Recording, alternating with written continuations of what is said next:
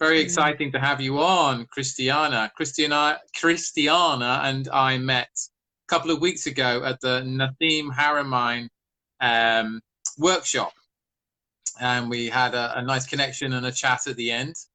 And I was suitably impressed with her presence and her story. She's a girl in the know, a lady of knowledge and wisdom. And yeah, so what I'm going to do is I'm going to give a little presentation of Cristiana. Thank you very much.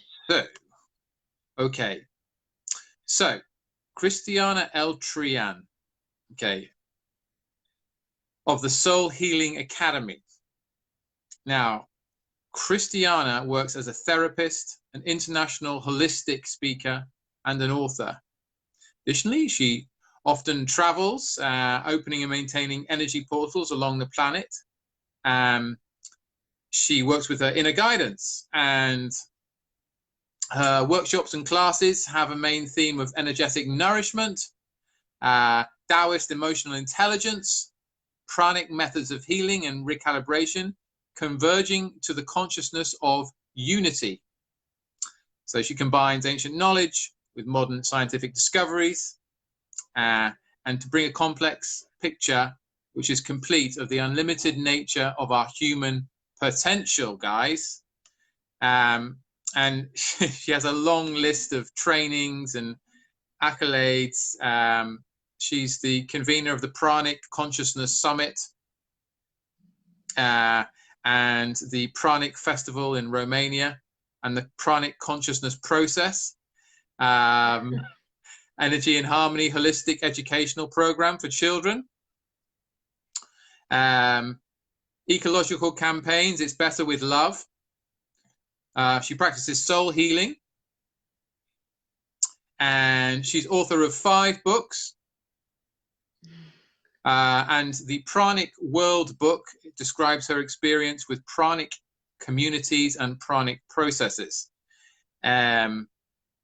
Yes, and here is a list of, no, let's not do that. Let's just go on and on and on all the way.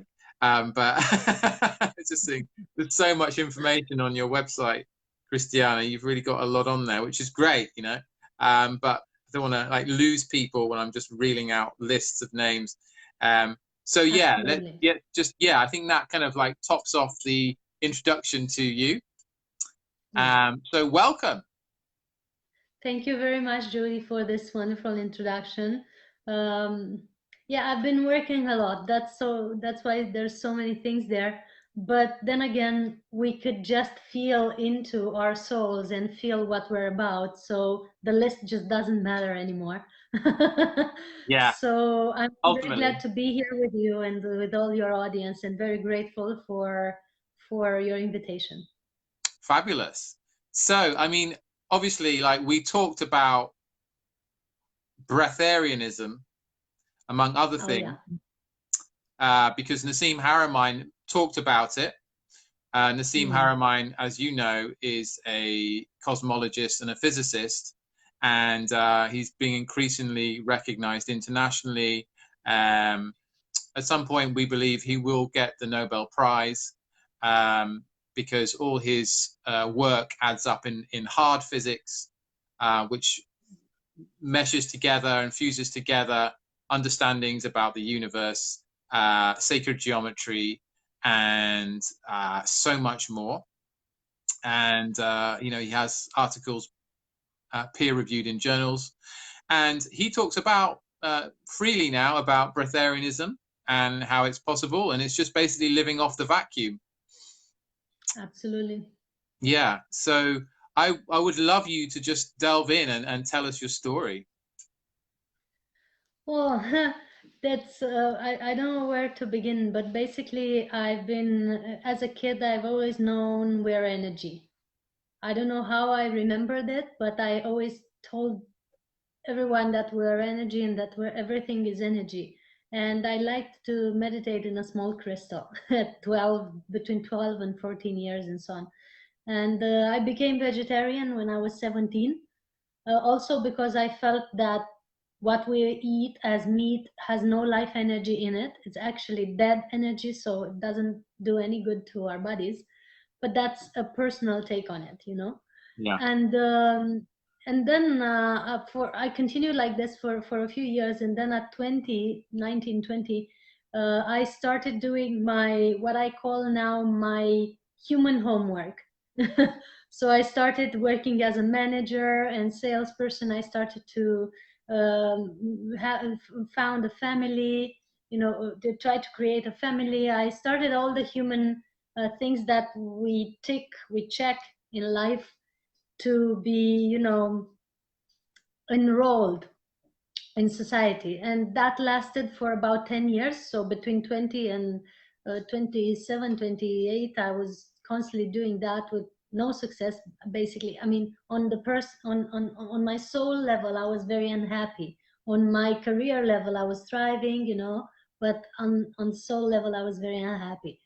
So at some point, I founded my own company. I quit my job as a manager of several departments in the company, and I founded my own events company just to be able to find my balance. Because I started meditating again at about 27, 28, and I discovered that my inner world and what I can delve into with meditation is far vaster than what I could do with a career or a job. So I founded my own company, and I started to do lots and lots and lots of inner practices, like meditation, qigong, yoga, various healing techniques of Tibetan techniques, Chinese techniques, and so on. And that led me at some point to learn very quickly about living on prana, or the possibility of our body to be nourished by energy. People call it breatharianism, but it's not very accurate, because we're not nourished by breath. The breath actually calibrates our inner state so that we can tap into the pranic field or into the vacuum. But breath is just a tool, is not what nourishes us. Yeah. So I avoid calling it breatharianism usually, but because it's a common used term, we'll just use it during this conversation. Yeah. I call it being nourished by prana. It's easier to understand what really is nourishing us. Yeah.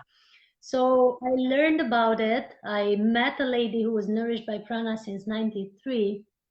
I joined her workshops for several years and practiced the practices I found in the books and in the workshops. And guess what? It worked. I mean, I started consuming less and less food, and some certain foods just started to make no sense to me in terms of what nourishes us. You know, they didn't seem nourishing to me anymore, you know, to the point where now I'm finding myself mostly nourished by liquids, and the solid food that I'm taking just makes me sleepy, or sometimes it grounds me, you know. When I choose to take physical food, is just to sleep or to ground or to level energy with certain groups. So weird as it seems, it is possible, you know. Yeah. And since then, I met more than 30 people. Some of them were very well known, including Nassim Haramein, but others also from all over the world, whom I collaborate with or am friends with. I've lived with them and seen their lifestyle. They are nourished by prana for more than 10 years. So very, very high energy people, very conscious, very deep into unity consciousness, and organized all these events with them to help humanity understand this possibility. Wow. In brief. In brief. I'll just stop you there a sec, because obviously there's people going to watch this, right? People are going to watch this. If they're not watching now, they'll watch it in the future, and they're going to go, excuse me, but this person is full of rubbish. Like, this person is not telling the truth. And hopefully not. Yeah, I know, but there will be. I know there will be, because what you're talking about is such a radical departure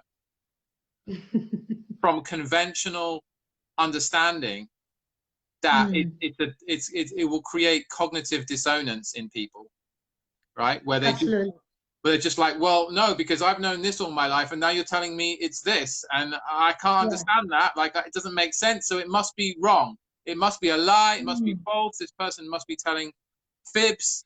And we have seen the comments on David Wolfe's video that you just posted recently. So to make a parenthesis, David Wolfe is one of the most well-known advocates in healthy nutrition.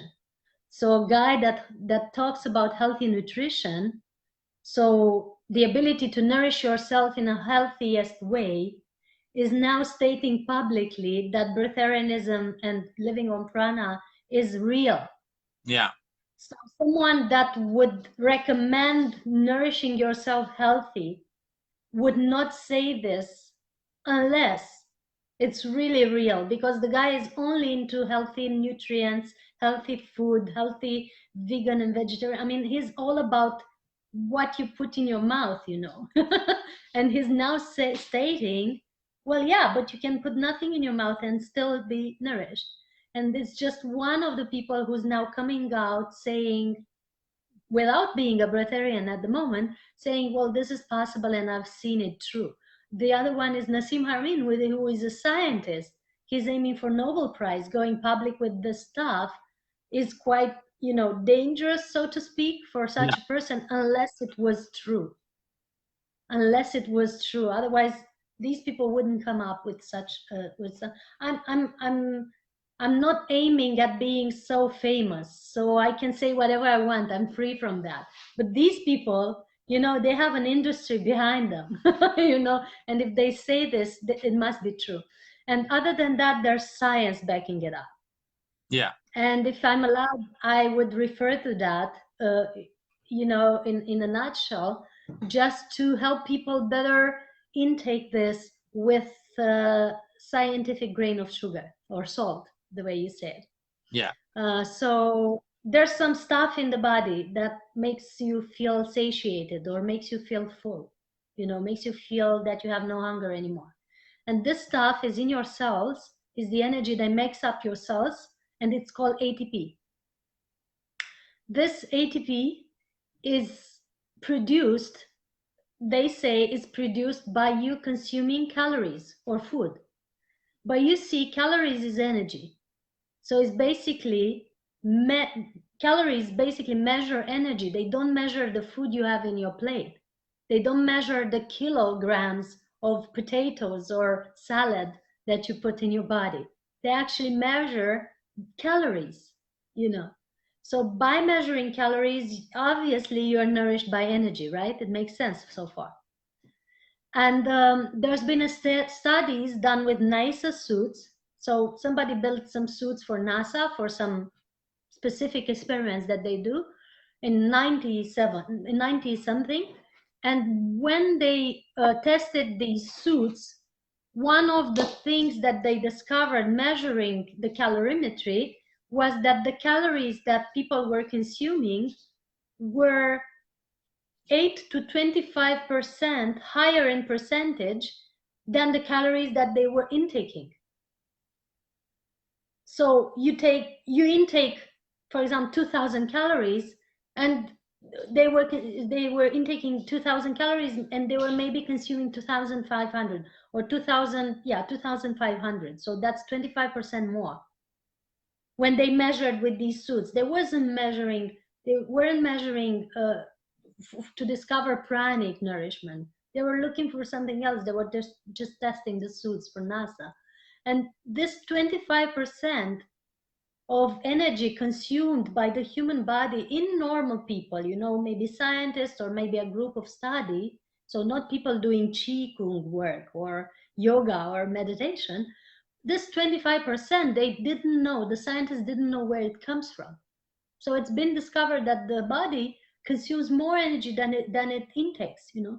And where does it come from, this extra energy? They didn't know how to call it, and they called it an unaccounted source of energy. So they just named it like this. And in my book, the Pranic World book, there's specific reference to the articles, the scientific publications on this and all that. So It's not really BS, And you can also find this on our website, soulhealingacademy.com. I published it way before doing any activity with breatharians. I was just interested in the topic and publishing information. So that's one thing, you produce 8 to 25% more energy than you consume, than you intake in normal conditions. Imagine the people that do some energy work to intake more energy, like qigong or yoga or meditation or breath work, the kind of stuff that usually increases your energy. Imagine that they can higher the percentage to maybe 50% and only eat half of the food we're normally eating. And they could increase it to 75% and eat only 25% of the food we're normally eating. And these are people nourished by prana or breatharians. And some people who just do all the energy work quite right, and they just tapped into the energy field, and they're a constant Taurus right now. These people are at 100% percentage of this unaccounted source of energy. It's just that, they just do it, and it's about how the brain waves work, because there's been studies that have proven that with meditation the brain wave change from beta to alpha, from alpha to theta. About brain waves, right? It's also studied in theta healing, a therapy practice, and so on. And alpha state is used in Reiki for healing, and so on. So these people who know how to modify their brain waves, like, for example, the monks in meditations, or the people who are really good at meditation, they can modify their brain waves at will by slowing down their breath, by slowing down their inner rhythm, and so on. And they just go into alpha theta. And what's been discovered scientifically is that when you're in alpha theta, when you're in meditation, you produce more melatonin. Melatonin being something that regulates many things in the body. It's very, very important. But it also regulates the production of ATP. So the energy that you have in your cells. Actually, the more melatonin you produce, the more energy you have in your cells, the more ATP you produce. Okay. And there's two other, makes sense, right? And there's two other hormones that are regulated by melatonin. One is leptin and one is ghrelin, and they deal with hunger and satiety. So with leptin, you feel that you have enough in your body, and with ghrelin, you feel the hunger. So these hormones are regulated by melatonin. The more melatonin you have, the more you feel full, the less you feel hungry, because these hormones are balanced into a state of no hunger, actually. And so 3 things are happening when you meditate, basically, or when you're in alpha theta. You are producing more melatonin, you're producing more energy in your cells, more ATP, and you're self-regulating your hunger state. And that's how pranic nourishment is possible, in science terms. Wow. Yeah, thank you for that example. It's a long, that's quite a download. I believe. Sorry? Yeah, that is quite a download. So what, in a nutshell, you're saying is that you basically, like, the process, right, that you go through, is basically is quite scientific, to go from eating to not eating in a healthy way. It can be, yes. Yeah. But just knowing about it doesn't help you. No, right, because it is a specific process. Yeah. Science just helps understand. I'm going to share as well, because, like, basically, since I posted David Wolf talking about this, because I interviewed him on Tuesday, I think I posted it Tuesday night, one of the clips about breatharianism, and it's since had like 1,500 views already. I did post it in a few groups. I did a bit of like posting, like, let's see what people think about it in here. And it's like, whoa, very polarizing reaction. Whoa, absolutely. Oh my God, I've unleashed the genie. You know, really, really tapping on people's programming, right, of what's possible and what isn't possible.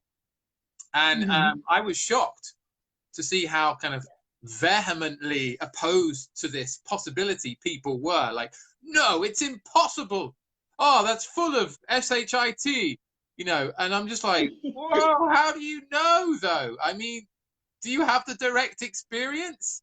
Well, no, clearly not, right?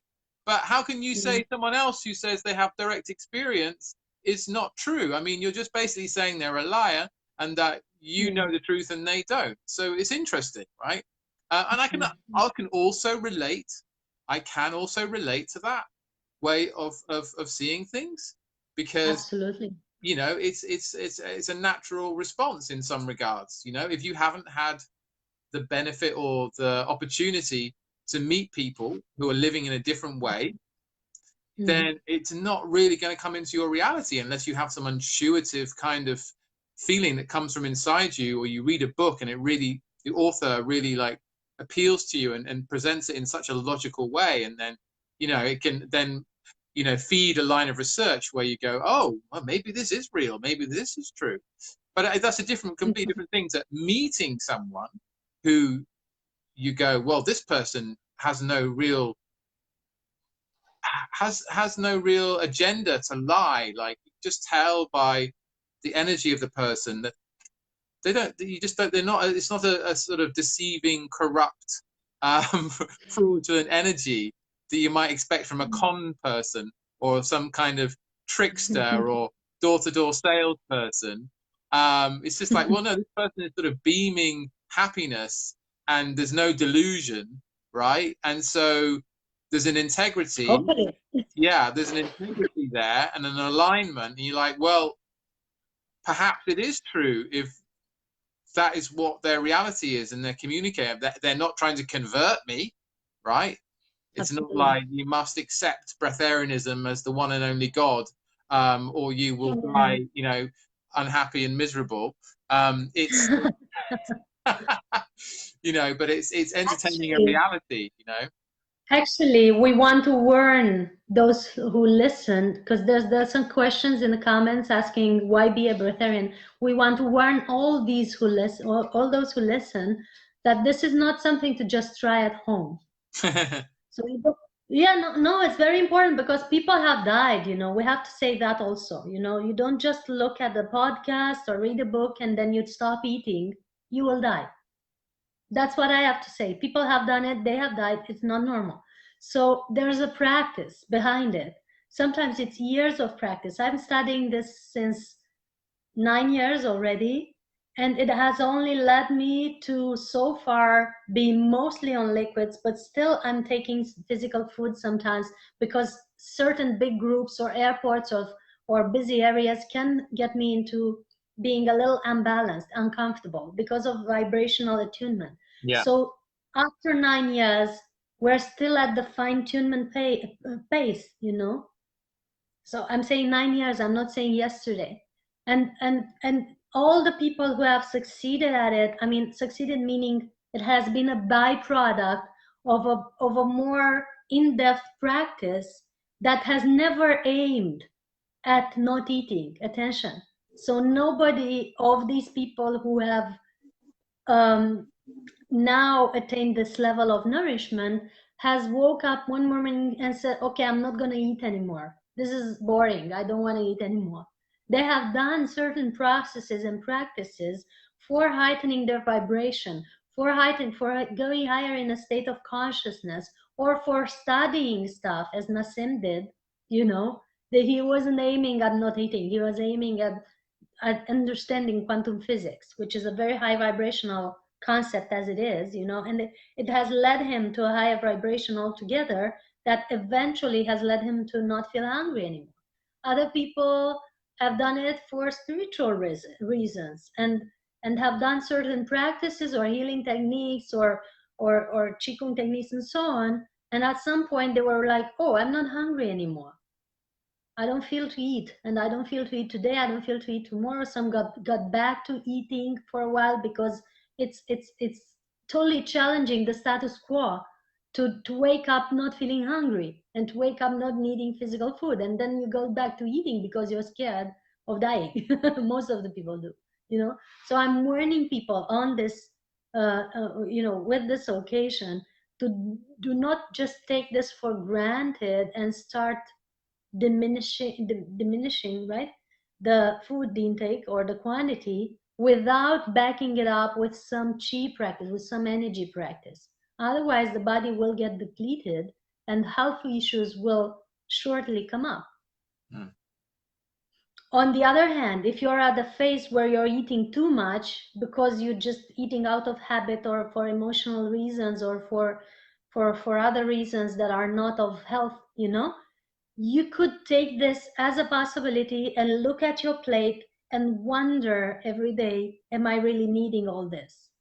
And from that angle, decrease your food intake to a normal quantity, for instance, you know, and maybe take out the things that you don't need or that don't make you healthy, because you don't need them anyway. And then if you do some energy practice, maybe you reduce to 75% or 50% of your food or so on, until or when you're not feeling hungry anymore, you know. But that's a point of listening to your body and really tuning into it. So yes, this is a completely false information, you know, possibility for those who have no energy practice, because for those people it's not possible. It has to be backed up by an energy practice Right. to be a possibility, really. Right. Yeah. So because, you know, there's also someone messaged me actually, who'd had struggled with food disorders, right, eating disorders, and they're like, you shouldn't like tell people like to even do fasting, because people with anorexia are going to be like, you know, justified or whatever, and find some excuse then to Absolutely. like get more anorexic, you know, and that kind of thing. Absolutely. But we're saying here that one, this is not about fasting. Two, this is not about stop eating without having the practice and the training and the supervision of someone to talk to that is experienced in this, that has succeeded at this, that is in that state and can share with you from a point of knowing. And three, you know, don't believe everything you hear, and you can also not believe me at all, but please research this. Yeah, check You it out know, go yourself. online. Yeah, just take and research. Don't put it completely aside as being untrue. Don't take it fully in as being true, because it might not be true to you at the stage where you're in, you know. But just research and see what's possible. And there's a book called the Pranic Well book that has a lot of scientific information, and there's lots of websites, and there's also lots of information that completely discredits this, and you want to work through that so that you can get the truth, maybe. And there's a summit that we've organized with more than 30 people, where I've asked them direct questions of how they did it, because I was interested. I was not at the best level of it, and I wanted to know, since 2017, how do they do it? How did they encounter? What were their issues? If family got crazy, if people started pointing fingers at them, if they had health issues, or if their health got better. All the questions, if they poop even, everything. I asked everything, you know, so that I know what they did, because I don't want to share my experience. I want to know about everybody who's doing it and how they're doing it and what's right and what's not, you know, in this direction.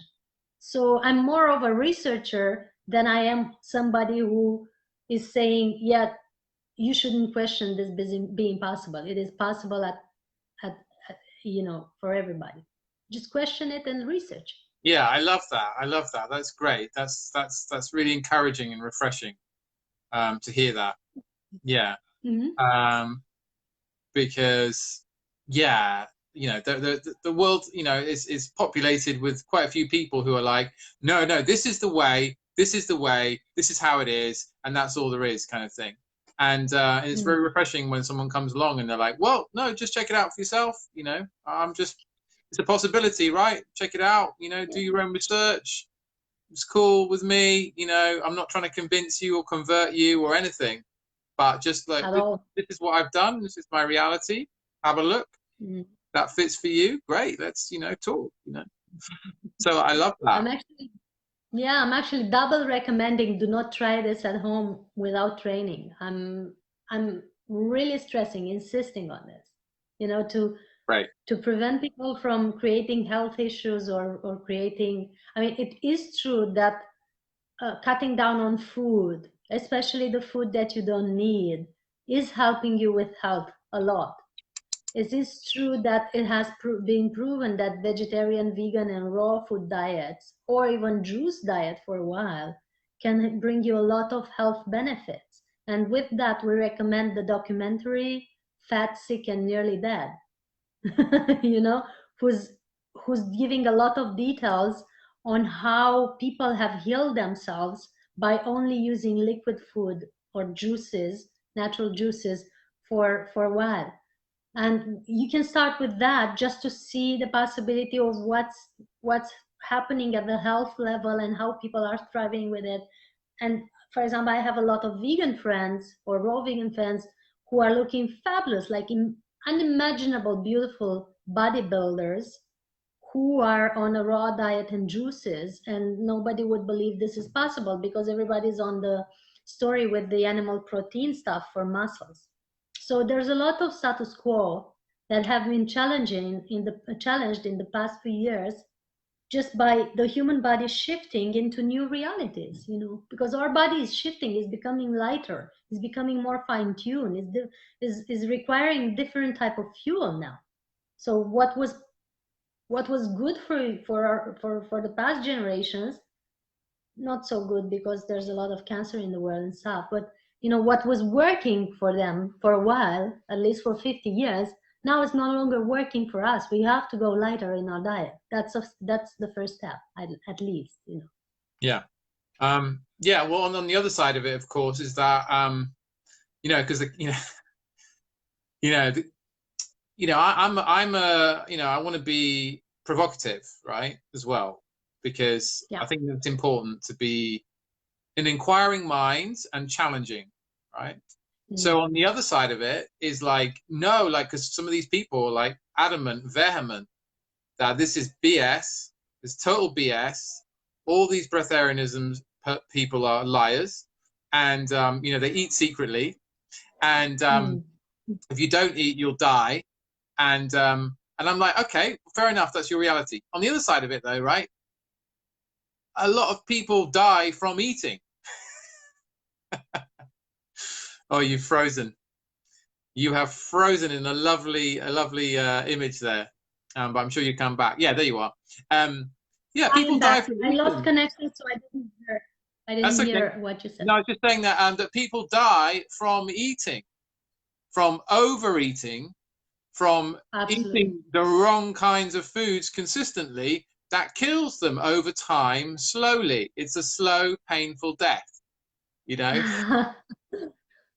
So I want to put that out there as well. Like, that's my reality. I see it happening, right? I saw how my grandmother. See it happening. Yeah, no, yeah, we do. But you know, when you see someone die as well, it brings it home. You know, like I saw my grandmother, how in her last years of life, and what I realized is that she was starving.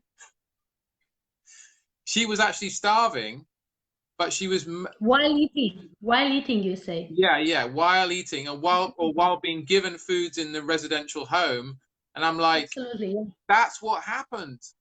You know, like she was a very strong woman. You know, she lived to like 93, 94 or something. But yeah, the foods that, you know, after, you know, basically, you know, that's my opinion, is that she was malnourished and she died of malnourishment. And apparently, from health experts I've talked to, that is a common cause of death, is malnourishment. But it's often misdiagnosed because, you know, the effect of it might be a heart attack, or the effect might be a stroke, or the effect might be something else. But the root cause is malnourishment, right? Because they're just running out of minerals, running out of enzymes. and then their body just slows down, and then it's like a knock-on cascade effect, right? They've got less energy less energy to get the nutrients in, you know, and it's just like slowly going down to nothing, and then okay, can't do it anymore, goodbye, I'm out, you know. Well, I could say most of the people are dying of malnourishment, one way or another. Yeah. Some by not having enough food, like the kids in Africa. And if we all knew about how to tap into this energy field better, maybe we would know that abundance is given for all of us. And it's not to some corporation or food industry player to feed us. We would know that. And that would be important to know. That would be freeing. It's about freedom. It's not about not eating. It's about freedom. Yeah. So we would know that. And so some people are dying of lack of food, and some people are dying of too much food or too bad food, or the food that they think that nourishes us, but it doesn't.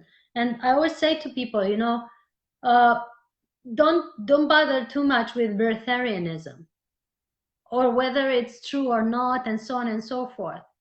Just look at this possibility first, that you have the most extraordinary. So I asked them, you know, if you had the most extraordinary starship, the most performant, the most, you know, well built, well engineered starship that could teleport, that could send instant telepathic messages, that could heal large groups of people, that could self regenerate or self repair all the time, that could send instant messages across galaxies.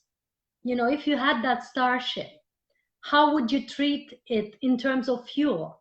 What types of fuel would you put in? What types of cleaning products would you use for that starship? Would you clothe it when you don't use it? Would you clothe it with the best fabrics, you know? Or would you just leave it in the meteorite rain or something, you know? You probably would treat it best. No? What would you do, Jody? Well, I'd run it on, you know, on the vacuum, on free energy, on 0 point. Absolutely. Yeah, I'd take very good care of it as well. And I'm saying we all have that starship. We all have that starship. It's our body. It's the most well-engineered machinery that has ever been created. All the technology that is created now in the world is just a mere copy,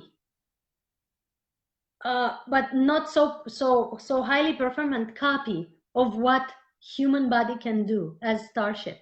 And we call it starship because we're made of stardust. We're made of the same energy or particles that the galaxies are made. That's why we call it. And we actually travel, as Nassim says, through space. When you move your hand, you're traveling through space from A to B. You decompose and recompose your hand 100 gazillion times. That's another interesting concept to take in. But you do have that starship. The point is, how do you feed it? How do you fuel it? Do you really put the best fuel in it? You know, before going pranic, you know, let's forget about it. Let's just look at our fuel. What's our best fuel for the starship that we have? And starting from that, you will find your own answers, you know. Yeah. Sage words. Sage words. Yeah, so I wanted to read a quote because I put it out there earlier online. I just wanted to read it again because I came across it today and I was like, this just, you know, this is just really useful, right? Just really useful for what we're talking about. So it goes. It's by Frantz Fanon, and it reads, sometimes people hold a core belief that is very strong. When they are presented with evidence that works against that belief, the new evidence cannot be accepted. it would create a feeling that is extremely uncomfortable, called cognitive dissonance. And because it is so important to protect the core belief, they will rationalize, ignore, and even deny anything that doesn't fit in with the core belief. Absolutely. Yeah. That is true. And hence the burning on stake that has gone on for tens of years in the past. That was challenging the status quo and people not coping very well with it. That was cognitive dissonance at a grander scale, you know, to the point where people were killed for presenting different realities. Hopefully, or happily, now this is no longer possible, but we do have likes and dislikes and comments on Facebook.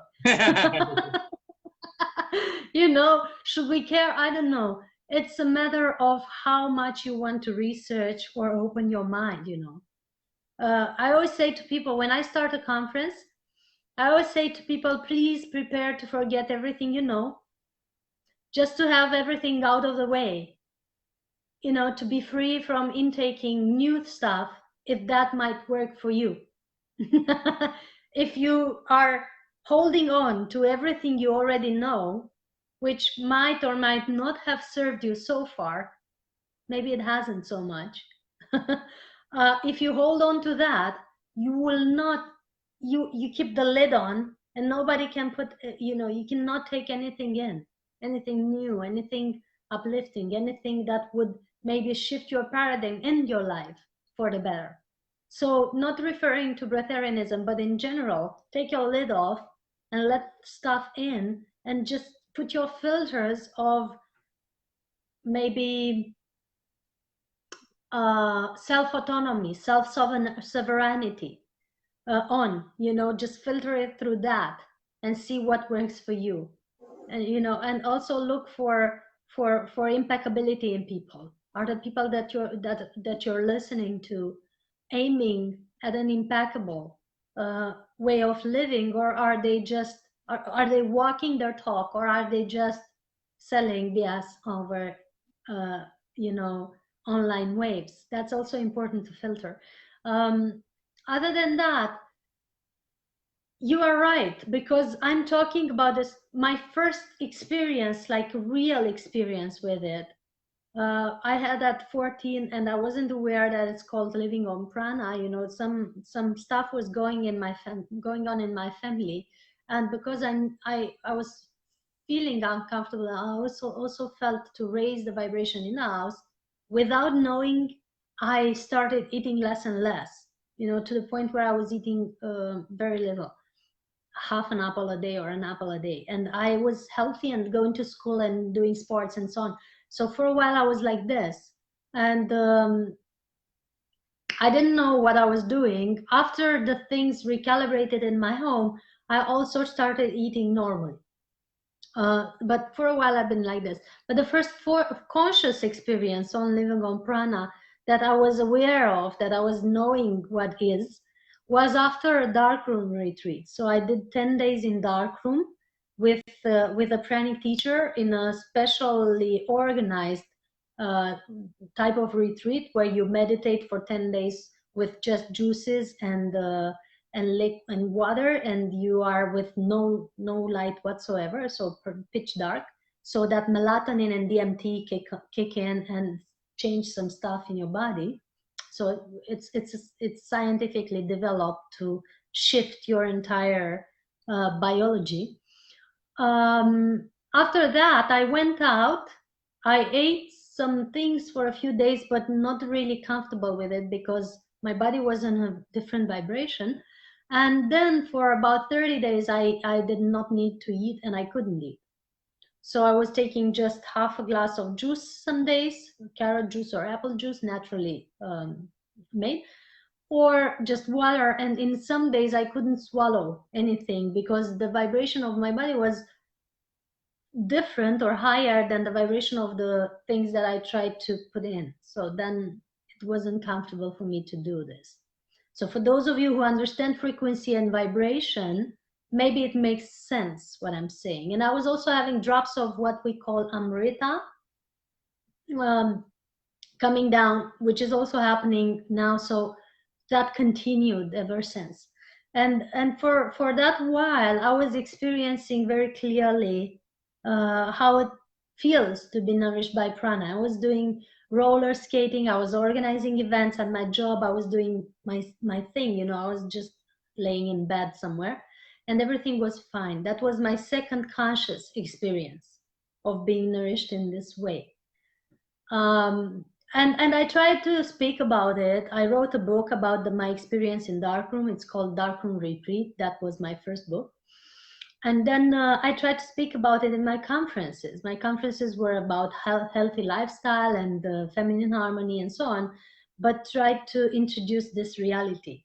And when I spoke about it, you know, it was like not really, you know, I was speaking about it in this area, and in this area people were trying to understand it but not really frequency matching with it, so it was not sticking to people's minds, it was not really making sense to most of the people in the room. That's 7 years ago when I started, you know.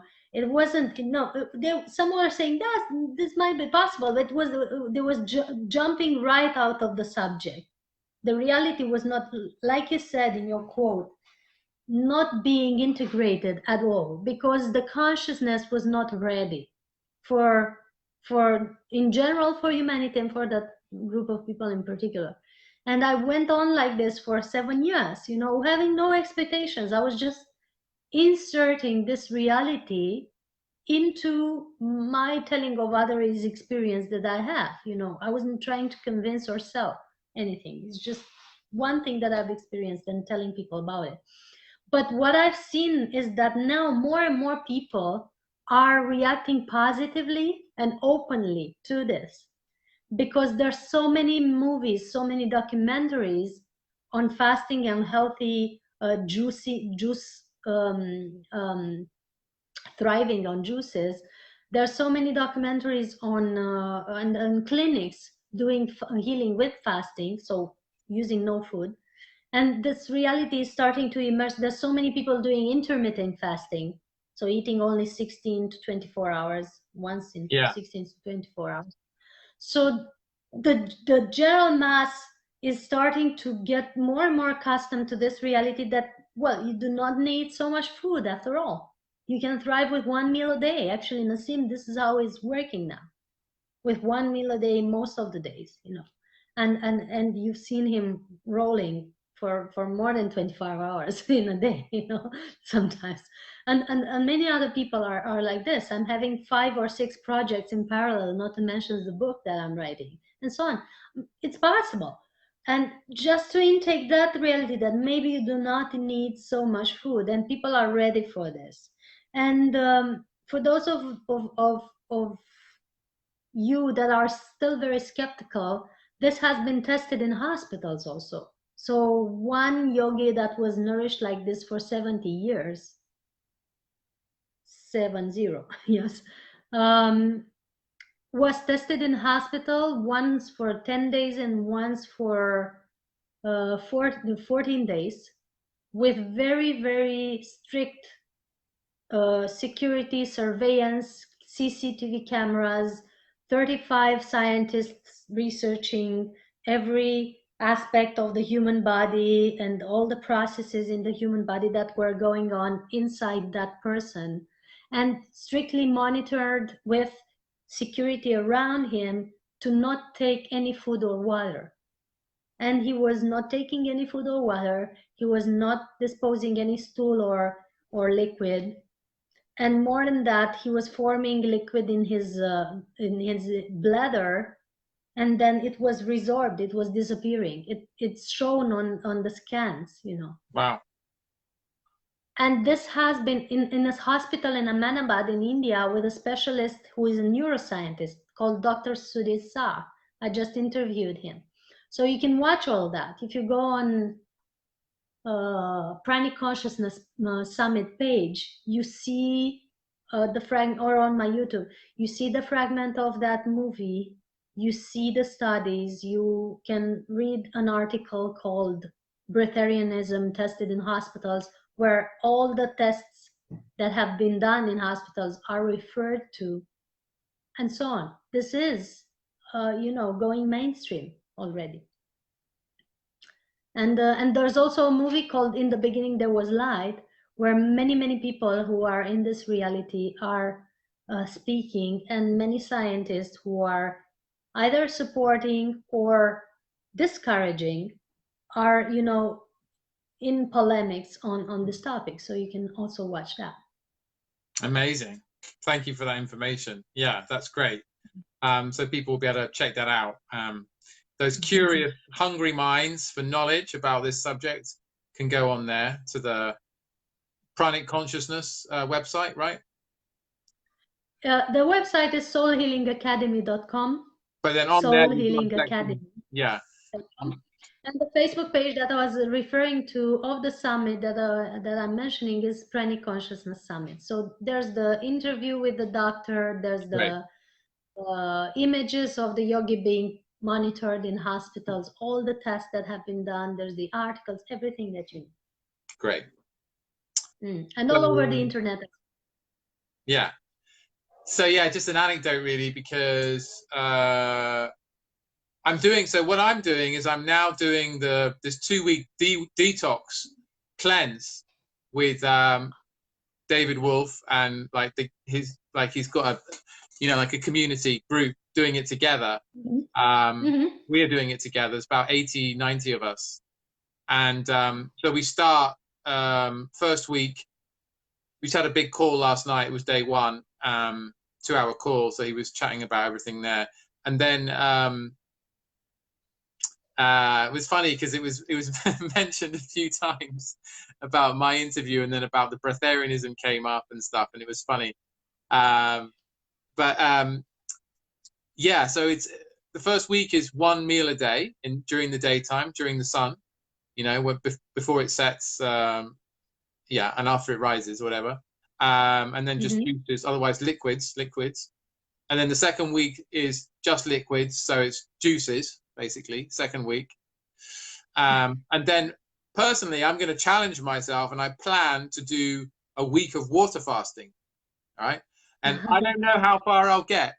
I don't know, but I'm just going to try, and we'll see where it goes. Maybe I'll get through just one day and then be like, oh my God, I've got to eat something, or, whatever, or have a juice or whatever. So we'll just see, because, I'm just going to try, but I'm definitely doing the 2 weeks, and,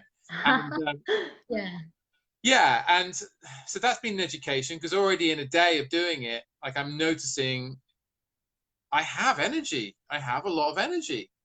And I'm sleeping less, and the hunger then suddenly comes, but then it goes again, and I'm fine. Absolutely. Yeah, it's comes and then it goes, and then okay, fine. I don't need to. I don't need to have anything. And just earlier, before the call, I was getting a bit am I gonna have some chocolate or something? And I'm like, no, Jody, fight it. And now I'm fine, I'm fine. But it was a moment. There was a moment there. So yeah, that's interesting that I have more energy and I don't need so much sleep. And this is just from eating 1 meal a day. This is not, juice fasting. It's not water fasting. It's not dry fasting.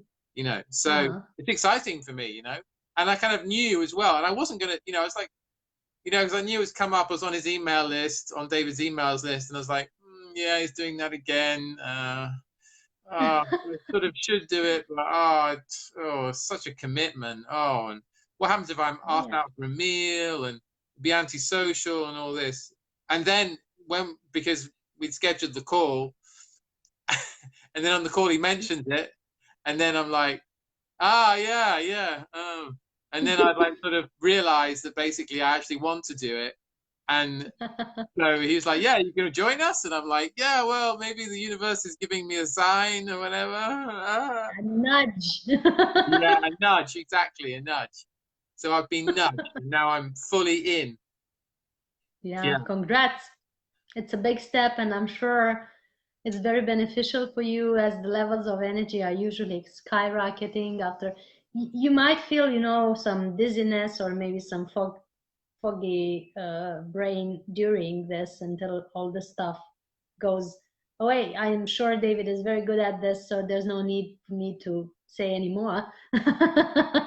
But I do recommend a lot of usually when people are starting to go on this path, you know, or thinking of brain nourishment, or just thinking to have more energy without taking so much food, I'm highly recommending a detox first. And I'm also, you know, I'm always talking about this. It's very, very important that we detox at the physical level, also at the mental and emotional level, because most of the hunger is just habitual eating or emotional eating. It has nothing to do with the needs of the body, actually, at all. That's why it comes and goes. Where did it go? You know, the body that didn't get nourished in physical terms, where did it go? Maybe the emotional hunger went off.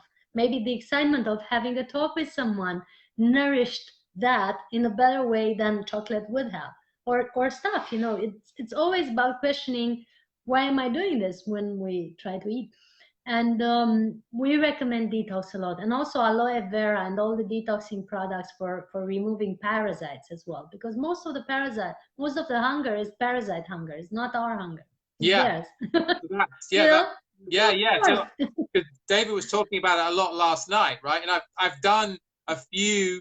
This year's been a big epic change for me. I've done it since the beginning of the year, and I thought I was going to go to Bali and stuff, and I ended up not going. And I was just like here and in London, and it's cold and dark and rainy, and it's like, wow.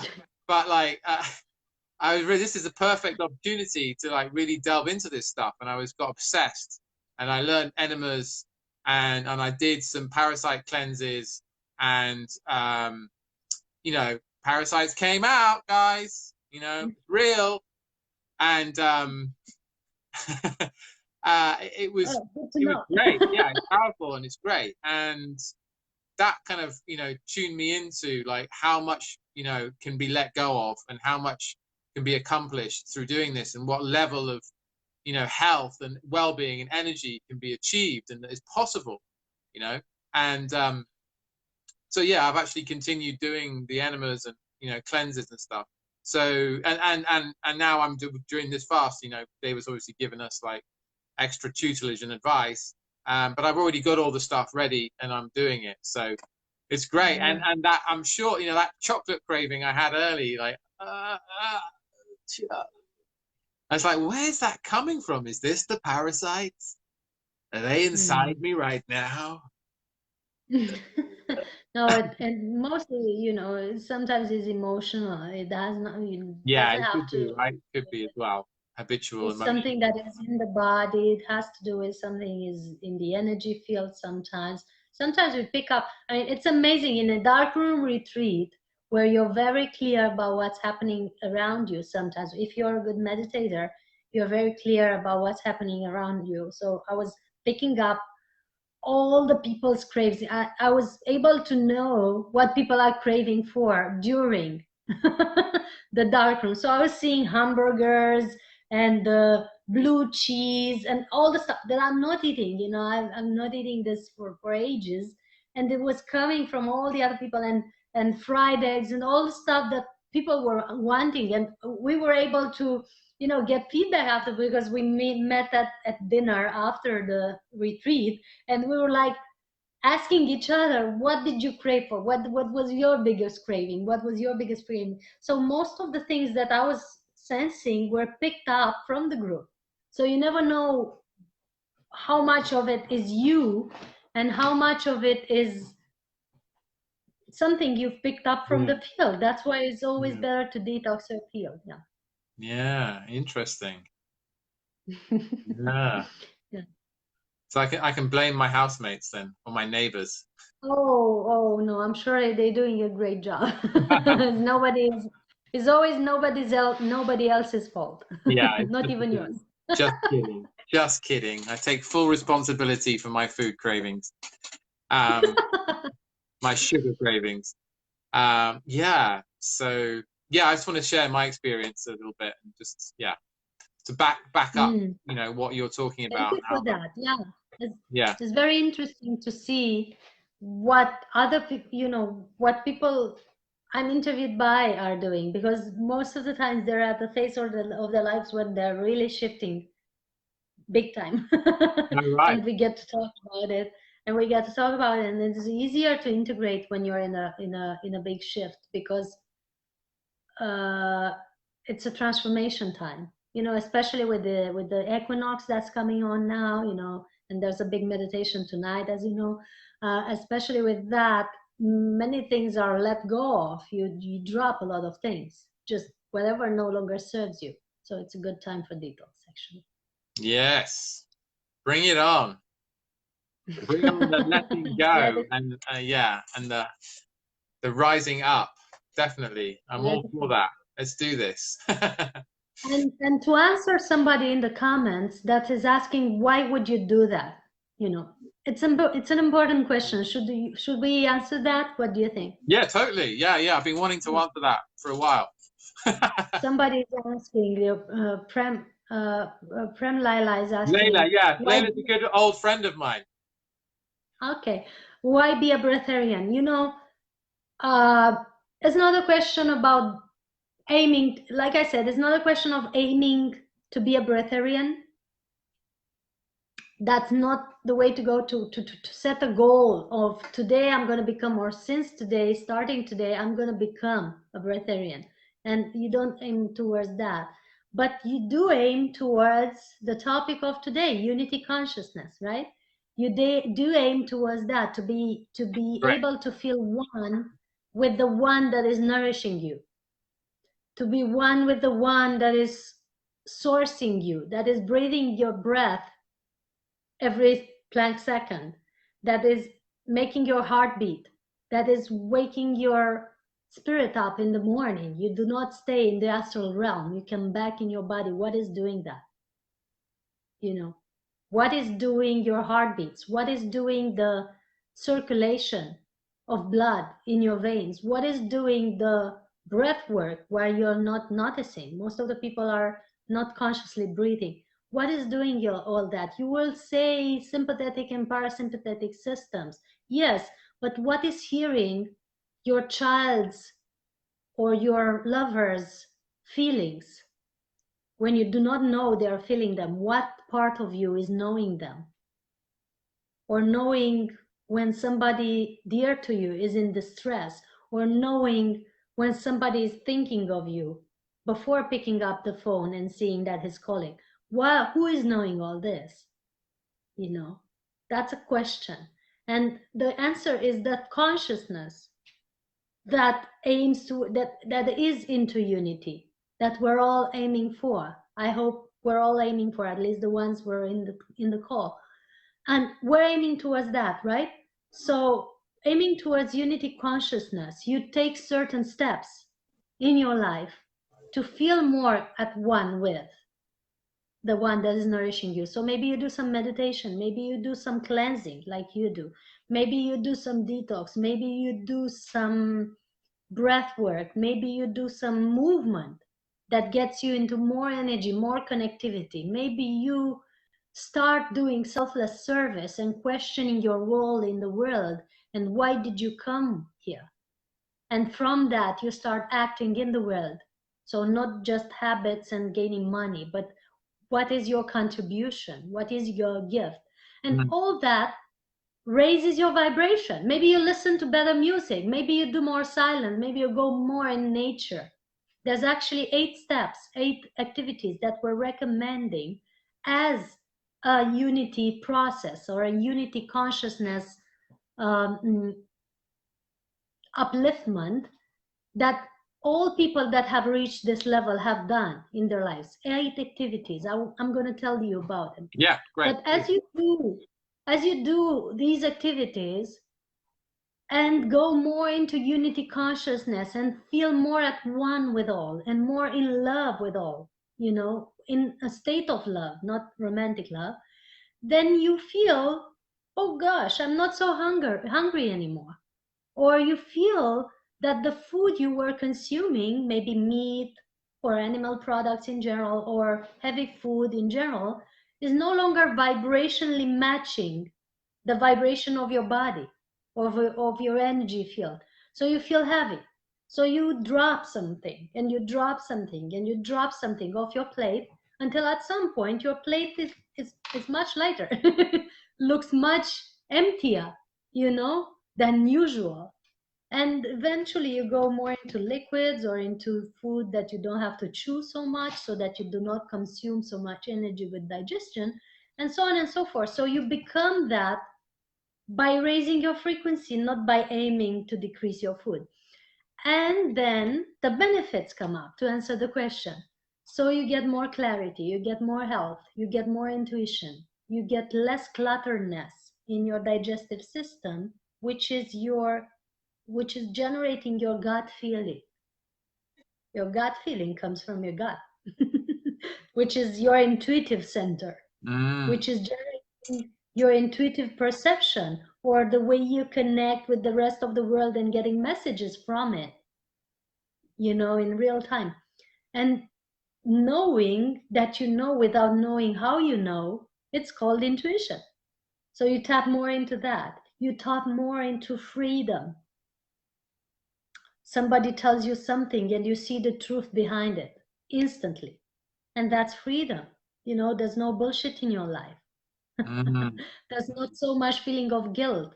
There's not so much feeling of shame. There's not so much feeling of owing people or trying to please them, because that all comes from this chakra, from the gut area, So you're damn free. You are different, in a different place, with much more clarity and much more courage.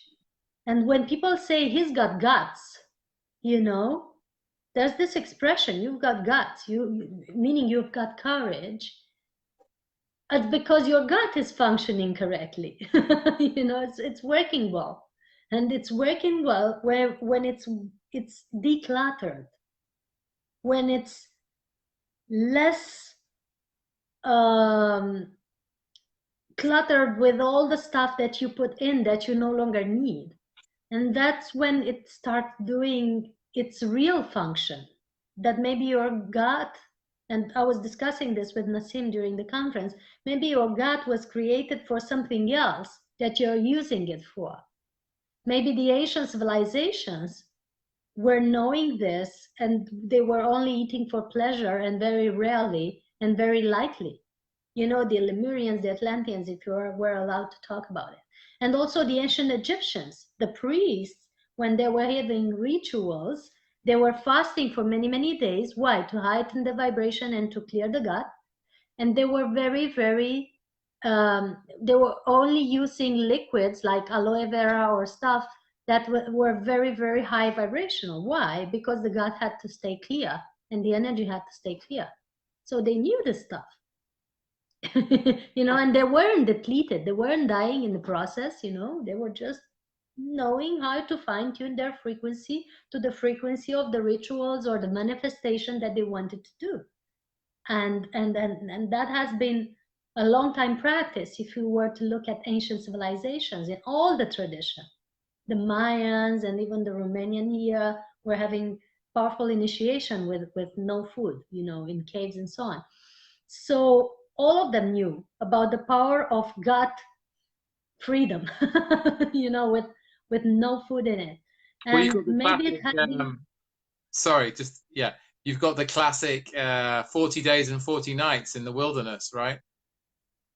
All of them had it, all of them had this tradition in one form or another, even Jesus, what did he do? What did they say he did before taking the final decision? He went in the desert for 40 days. He wasn't partying, that's for sure. He did some fasting and some prayer, and it worked. He had the clarity to pass that death ritual that led him into immortality, actually. And that's another challenging topic, but I'm not going to go into that at the moment. Luckily, no. God forbid I stop. Anyway, yeah, maybe the gut has been designed for something else. That's another question to look at. And those would be the benefits, you know, more clarity, more intuition, more freedom, and you could use your fridge as furniture, which is great. Using your fridge as furniture, I mean, is great. Yeah. I'm doing that practice, yeah. About that, the gut, because it's something that like no one told me about, right? So I had to discover it myself. You know, that my feelings, the seat of my feelings is down here in my belly, in my bowels, right? And it's a real thing, you know, and when you know, I've been blocked emotionally, I feel frozen down in my gut, in my belly, in my bowels. And then when I feel things intuitively, you know, I get the sensation here. So it's, you know, it's something to be really aware of, and you know, bring into kind of consciousness and conversation more and more and more is the reality of the gut, and how it is yeah, a sensing organism. And Absolutely. yeah. And it has been discovered scientifically that when you don't eat, you know, people were tested while they were fasting, the gut produces, I hope I'm getting it right, 400 to 500% more melatonin than it produces in the brain. How interesting. Wow. So the gut is being called the second brain for quite a while, and you can look it up. Yeah. But the fact that it's also producing melatonin, like the brain does, is something to be looked at. And the fact that it's producing much more melatonin when not using food is another very, very interesting thing, you know, because I've just told you before what melatonin does for health and for regulating the energy of the cells. And it has much, much more benefits than that. So just check it out, you know, check out this information. What is really this thing with the gut? What does it do really? What is it good for? I'm preparing something, you know, I'm aiming at it. This summer I had this talk at the Resonance Academy retreat in California with Nassim Harmeem and all the others, and I talked about free energy and breatharianism in a scientific gathering. Guess what?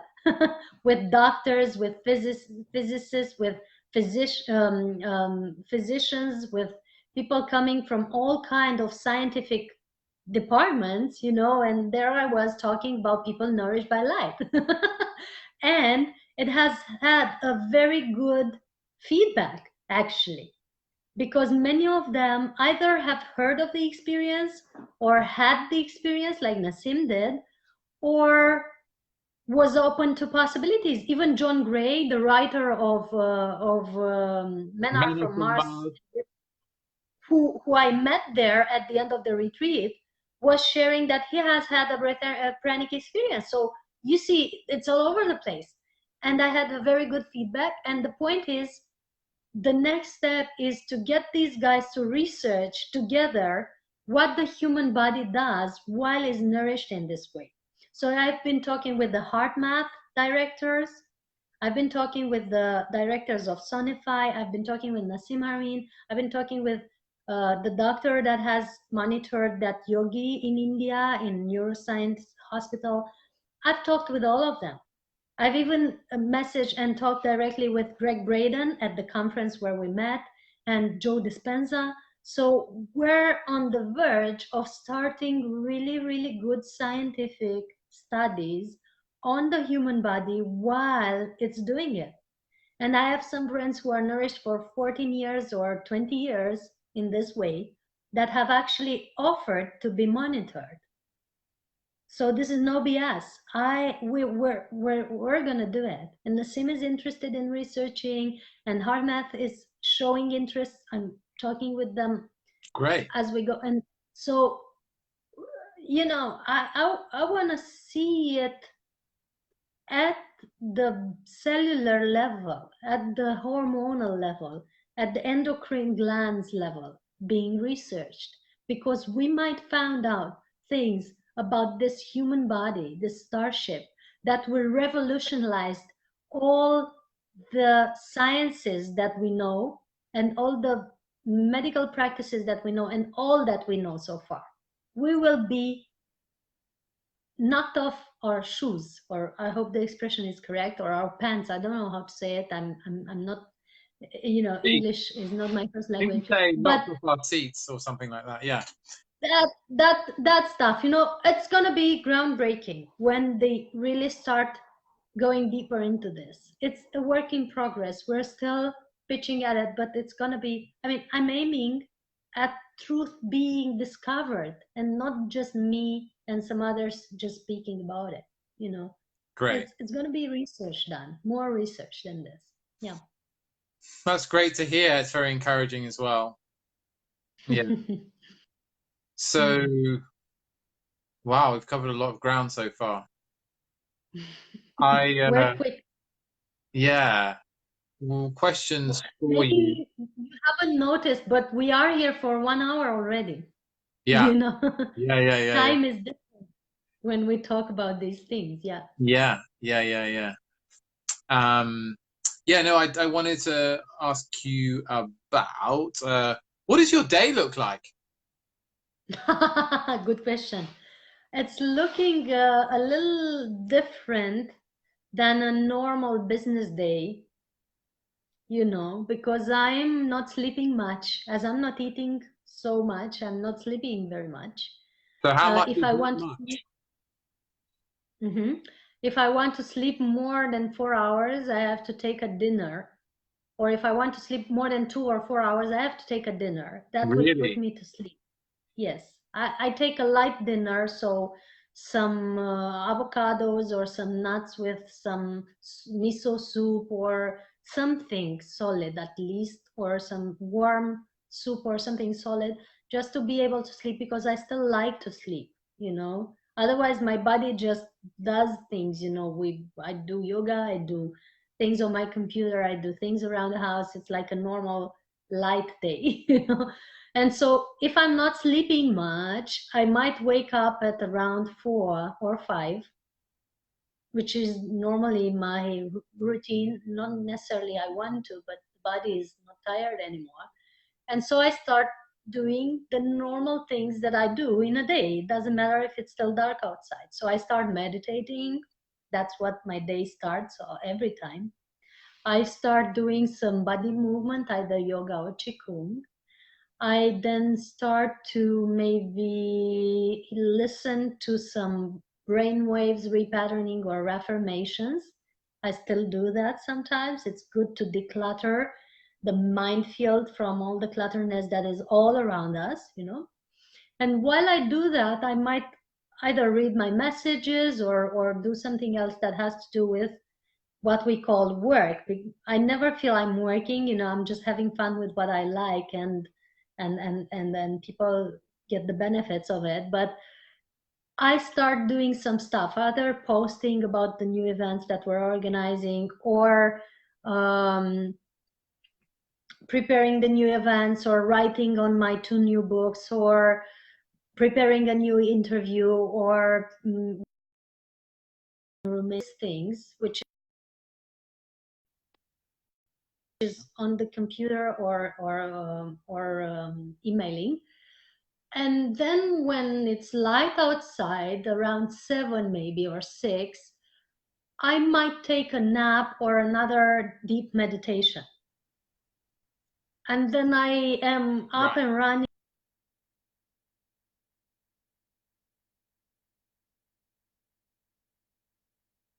Oh, I missed the last thing you said there, Cristiana.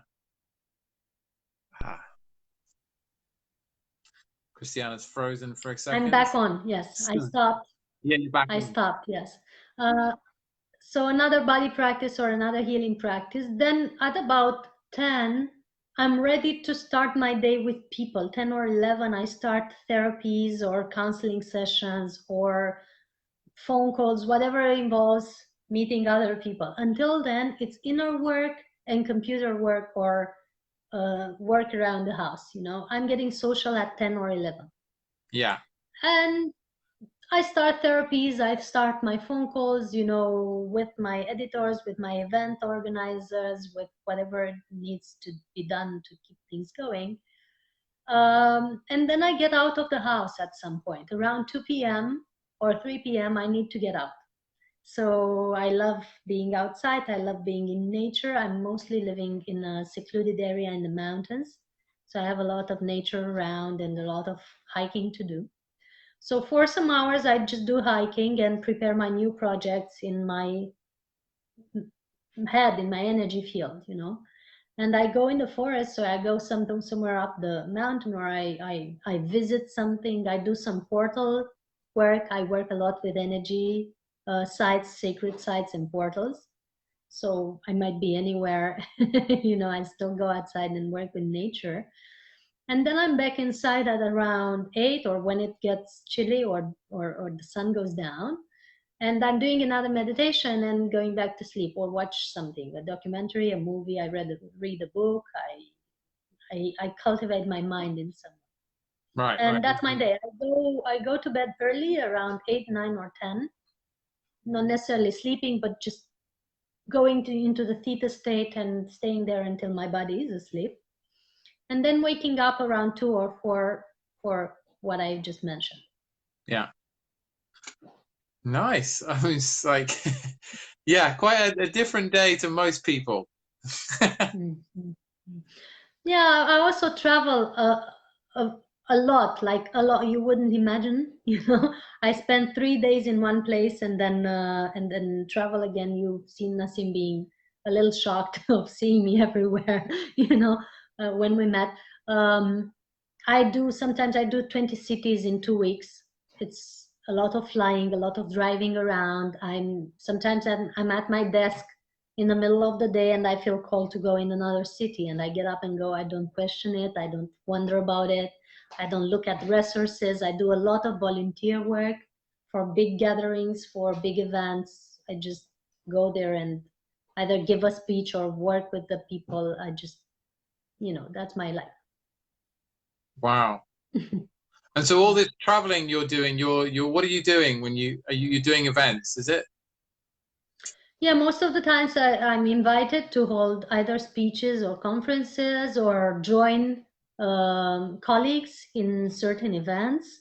When I'm not doing that, I'm learning, as I did in the conference where you met me. You know, I was learning from Greg Braden and Bruce Lipton and Nassim, and I was also preparing new collaborations. As I just mentioned, I'm aiming to that research, so I prefer to meet these people in person to see how we can get things going. So I learn a lot also. So when I'm not teaching, I'm learning. That's Yeah. why I travel. Or I just work with energy, with sacred sites. Like I go to the pyramids in Egypt, to the pyramids in Mexico, to the sacred sites in India. To every time I'm joining a gathering, there's also an energy place that I'm visiting after and that I work with, because these are part of the energy grid of the planet, and the more they're energized, the more we thrive as humans. Yeah, no, I totally get you. And, you know, I've been really into sacred sites since I was about 11 or 12 years old. And, you know, I've been drawn to them really, you know, like big time. I remember it was like on holiday in France with my family, my mum and my brother and sister. And I'm like, we have to go and see like the stones at Karnak. That's what we're doing. Exactly. And you just know that. Yeah. It's just inside your body. You have to be there. Yeah, Yeah. exactly. That's what happens. Mm-hmm. Yeah. And you know, that's gone on and on and on. And it's kind of been on the back burner a bit the last few years. But Dan, like now this year, I've just like realized, oh my God, like I know why now. Like I realized why all that was. Like all the experiences in my childhood and teen years and early adult years all start to make sense, all start to come into focus.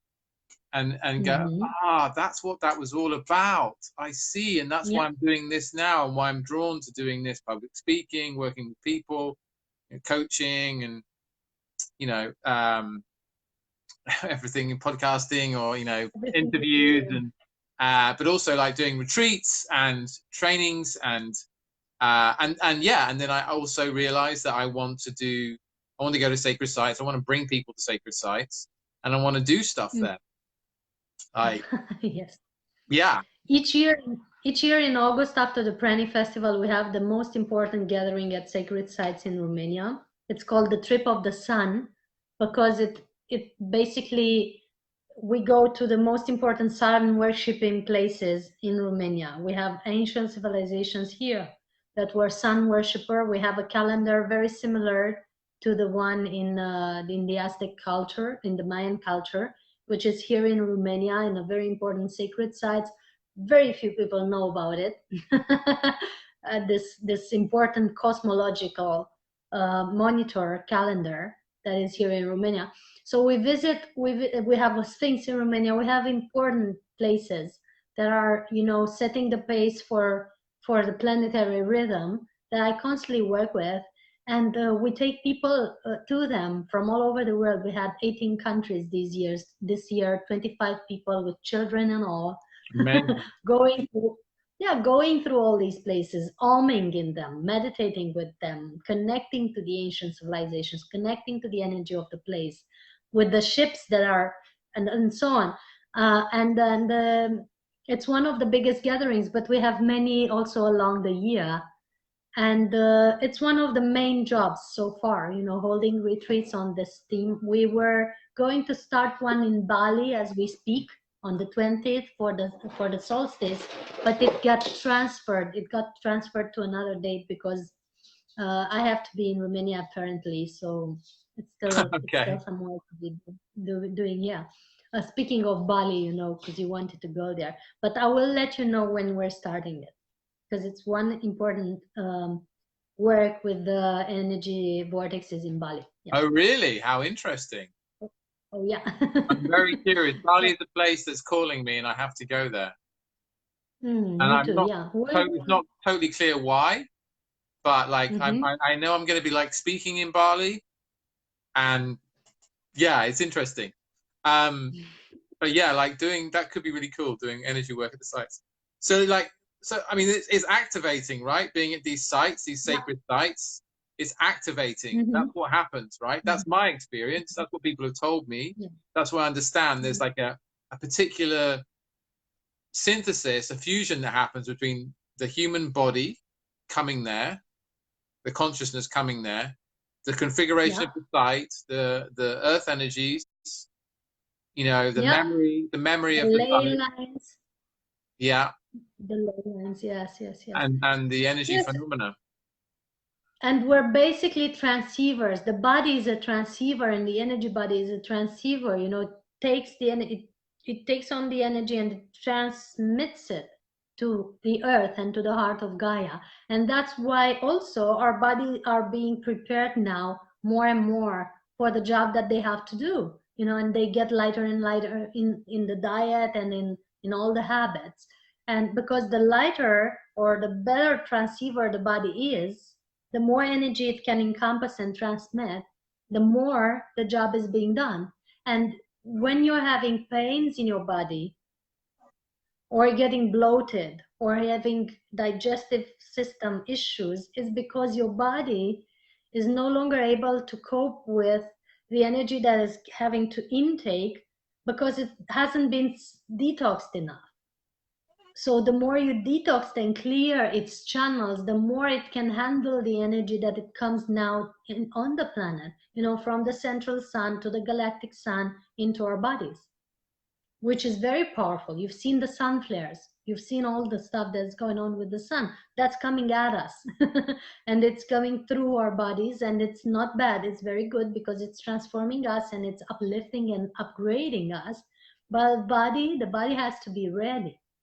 It has to be prepared. It has to be detoxed like you do and many others, because after we get enough detox, we're being sent into the world to do the job.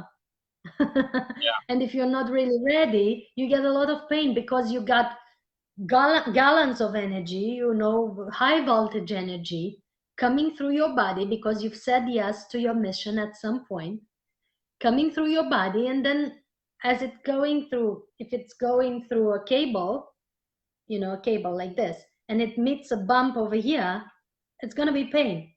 Mhm. That's the pain. If people, you know, raise your hands or just type yes in the comments if you experience unexplainable physical pain in certain moments recently in your life, and that might really Hey. be energy. Yeah, say yes in the comments, you know, to this. That's energy going through your body a lot, and your body not being able to cope with it because it's not vibrationally attuned to it. It's not detoxed enough, or the food you're consuming is too heavy. The fuel you're consuming is cluttering your energy channels, and the energy cannot get through, and it's getting blocked, and it's painful. So get lighter. That's the message. That's why many more people are now into lighter diet and breatharianism than they were before, because much more light is coming down, much more prana is coming down now, or coming on to us, you know, and that's why the trend, I could say, or the tendency is getting bigger and bigger, Yeah. and the So information about it. yeah, about that, because I asked Nassim Haramein in the workshop about the Oort cloud, right? So I don't know if you remember, but so because I was basically going, well, look, you know, what do you feel about this, right? The kind of the idea about like there's energy zapping the earth, right, and that's affecting our consciousness and our bodies and everything. Can Because you say again how you called it? the Oort Can you cloud, say again? the Oort cloud, OORT. Aha, okay. It's a new notion for me, but it is interesting to study. Okay, yes. So, well, I'd heard it mentioned before by Corey Good, Okay. and Mm-hmm. basically Nassim said, well, look, it's basically this crystal, this cloud of crystalline water, frozen water, that surrounds the heliosphere, the solar system, Yes. right? And I Yes. think, you know, it's a couple of weeks ago now, I think he said it was acting like a buffer, or maybe it was acting like a transducer. I'm not entirely sure. Transducer. That's his word. Yeah. Transducer is his word. Yeah. Transducer. So for energy, photons or whatever, coming in from the galactic center, like from the center through the galactic plane to our solar system, right? And it's coming in, and that's also, he said, that's to do with like the warming up of the planets as well, like the solar system, all the planets are getting warmed up.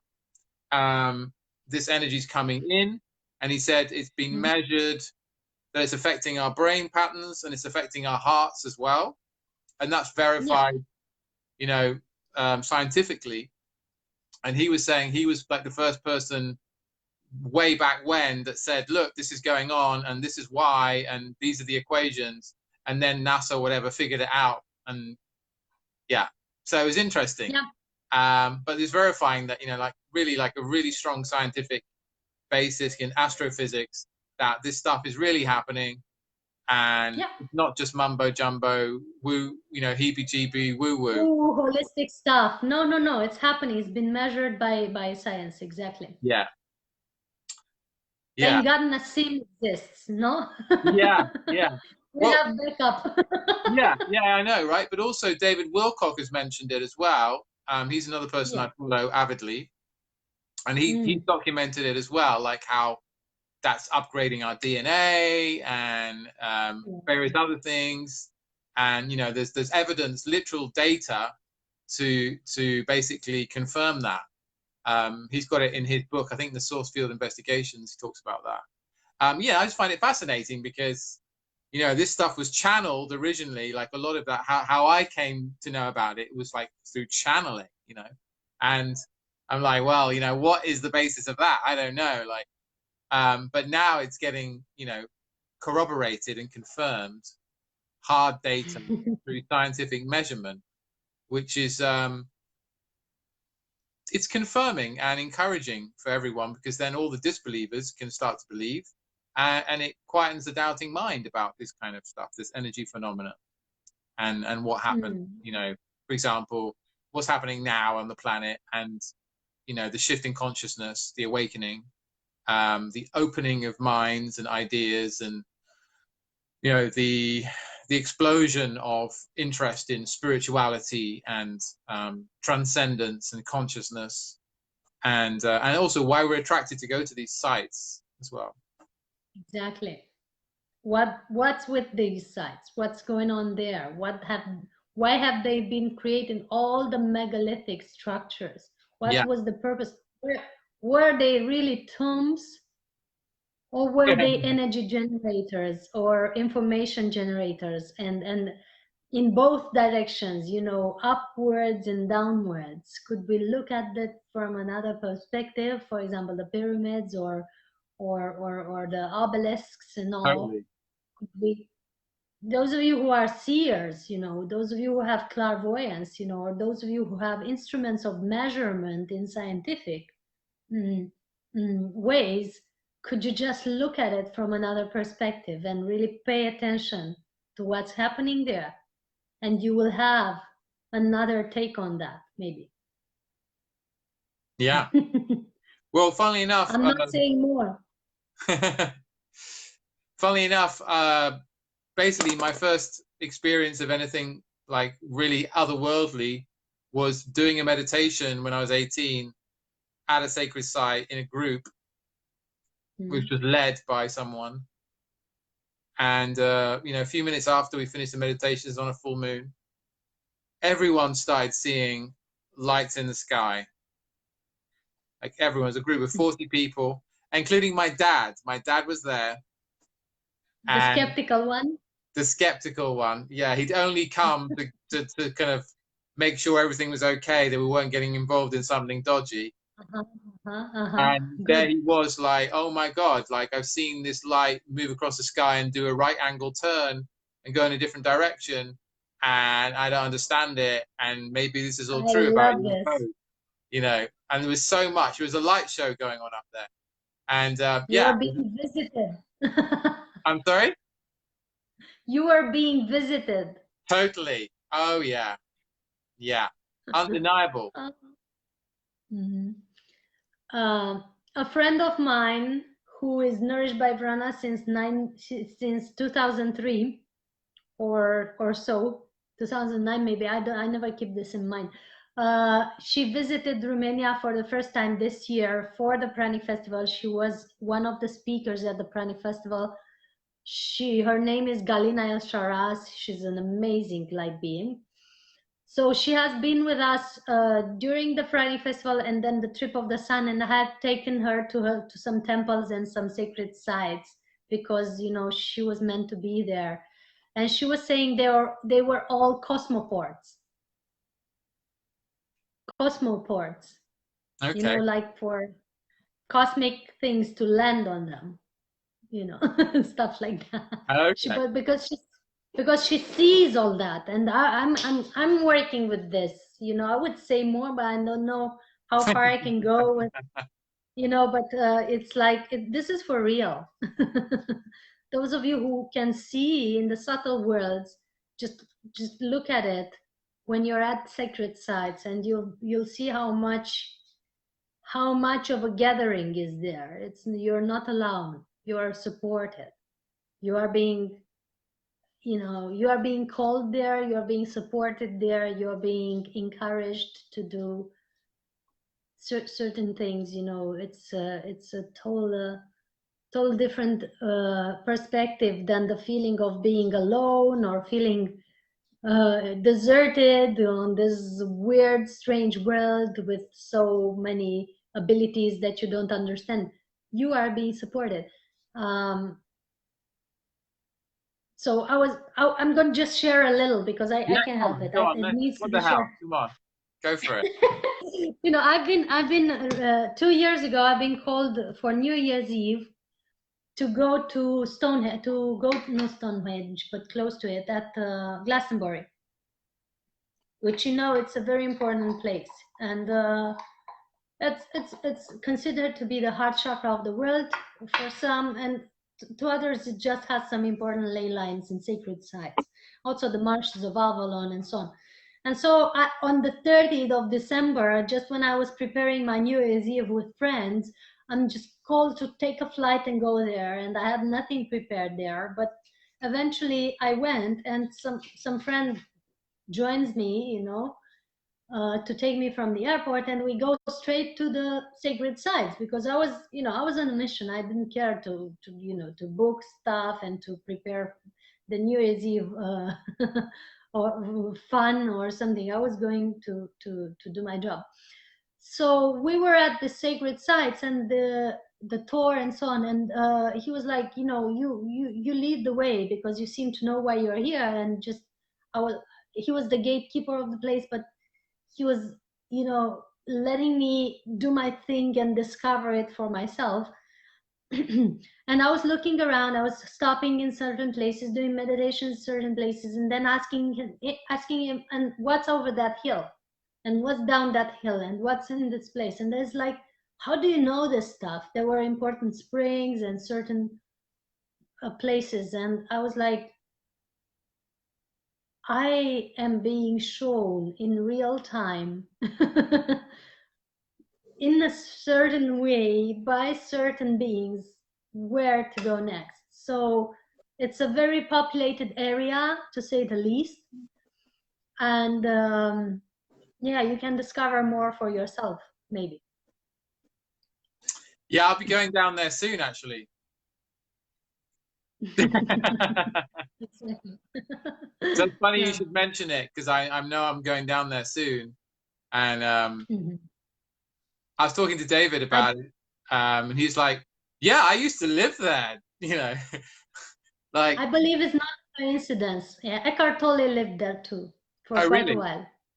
Yeah, my friend was hosted in his house for a while. I will put you in contact, actually. Yeah, please do. Yeah, that'd be great. That'd be great. Yeah. Yeah. So that's one point of call for me to go there. Yeah, how fascinating! How fascinating! So you had like a spirit guided tour of Glastonbury. Well, spirit, not so much spirit. I would call them very, very real beings, actually. Okay. Yeah, yeah. Nassim talks about it. The government of US talks about. There's ships everywhere. Yeah. And we can talk about it openly, you know, crazy as it may seem. Let's go to another challenging subject. You know? Are we alone in this universe, or is there other beings collaborating with us and sometimes supervising our crazy activity on this planet? You know, and that would be, you know, maybe a topic for another 2 hours if we go into it. But let's just consider that for the moment. You know, I think. That's a really good question.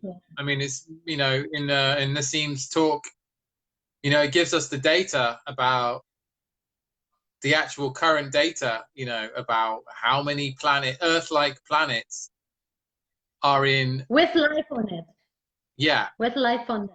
Yeah, in the universe, and it was something ridiculous. It was 80 billion trillion. Trillions of planets with life on them. Yeah, with at least water on them, but also possibility of life. So are we really alone? Do you believe? I mean, now the US government has gone public on us not being alone, on us being long time visited, and it's out there, and that's you can look at the disclosure fast, you can look at UFOs channels on YouTube. You can have all that information without considering us crazy, because it's like you're considering your neighbor to not exist. Like you have someone next door and you say, no, I'm alone in the building. Well, you're not. That's the same with the planets, you know. We're not alone in this planetary system, not to mention the galactic system, not to mention the universe. So the bigger we expand, the higher we expand the consciousness, the more neighbors we notice we have. Yeah. That's it. That's it. And yeah, it's with the latest figures and facts, you know, it's impossible to conceive that there isn't highly intelligent life out there, you know. Absolutely. And a lot of it Like the Lots universe of is it, and basically teeming with life. very, very, very, very patient as well, because if we were to speak and go back to unity consciousness, the topic of tonight, which I'm keeping an eye on. Yeah, good, is, good. Yeah, thank you. It's important to notice how much patience do they have, you know, because like Nassim and others are saying, they could in a glimpse of an eye either shift completely the level of consciousness that we're in to a much higher level, and I'm meaning this, in a blink of an eye, or in a blink of an eye extinct a civilization. Why? With the technology and the knowledge that they have, you know, they have flying ships, for Christ's sake, and so on.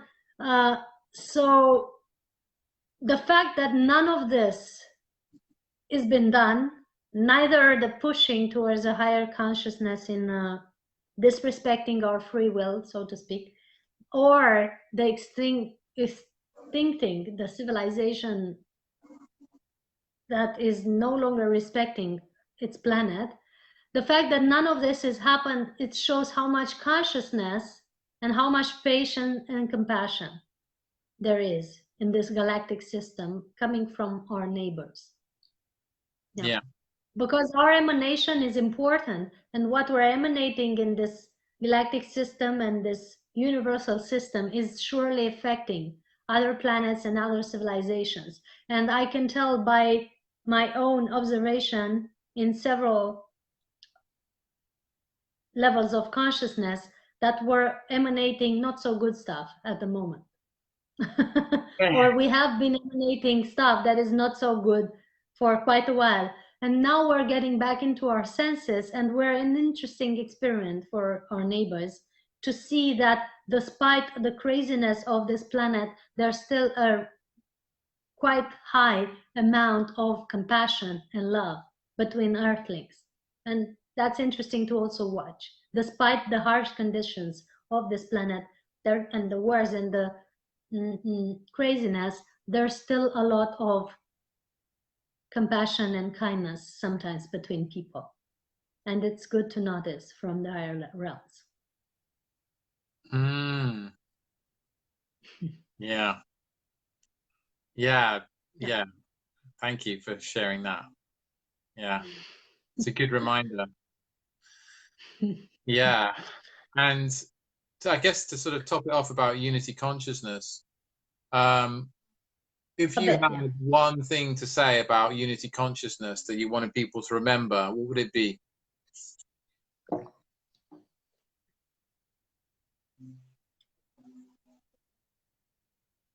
Stay open to new possibilities, as they might enter your life at any point and sweep you off of your feet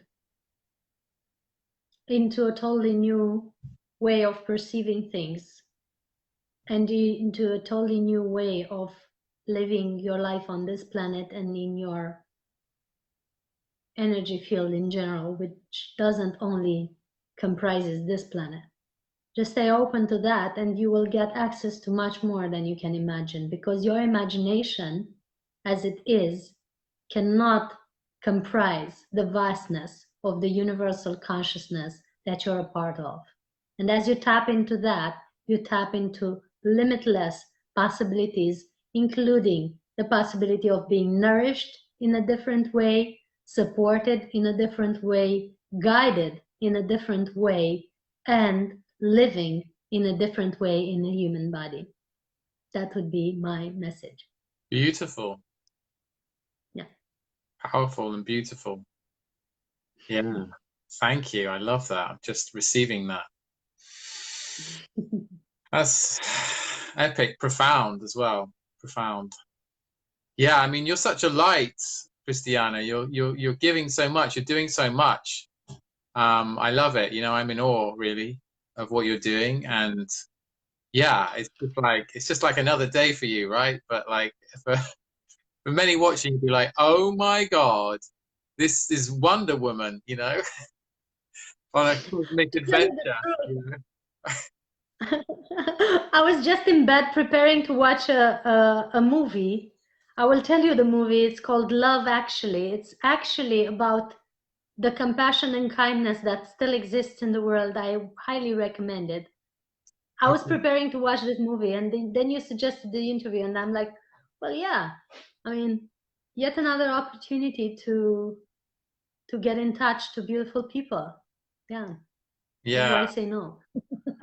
yeah, exactly. And I'm sure those who watch this and are watching, and those who will watch it, will be very appreciative of what you've been sharing, and what what you've freely given in terms of your experience and wisdom.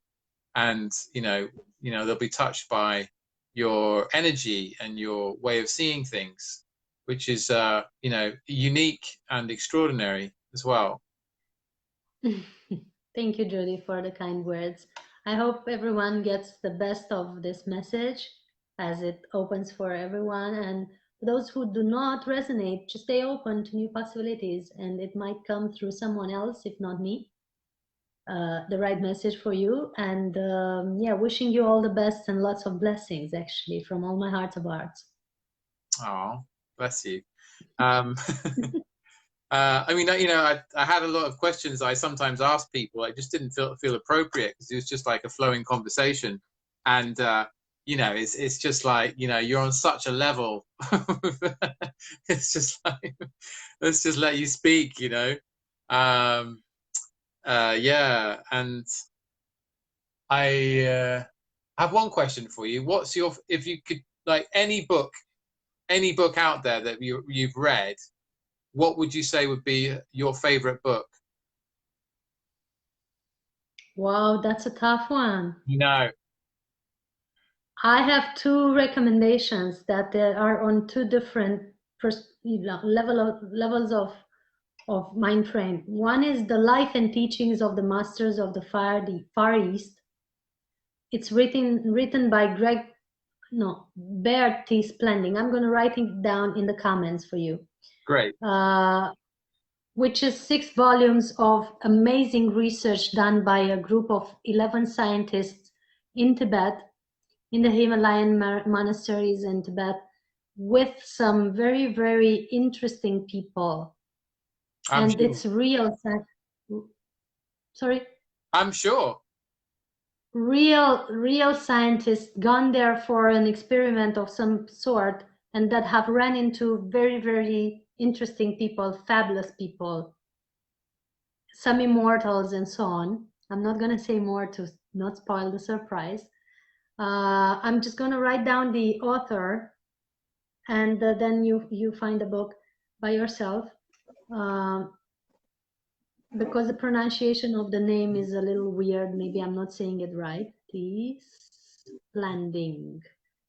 It was also at the event. That is Blending. Yes, I wrote it correctly. The Life and Teachings of the Masters of the Far East. I'm recommending it to everyone. Joe Dispenza is also recommending it. I've also shown it and sent it to Nassim and so on. And another one would be, I think Carolyn is, I'm hoping I'm not mistaken. She was present at the event.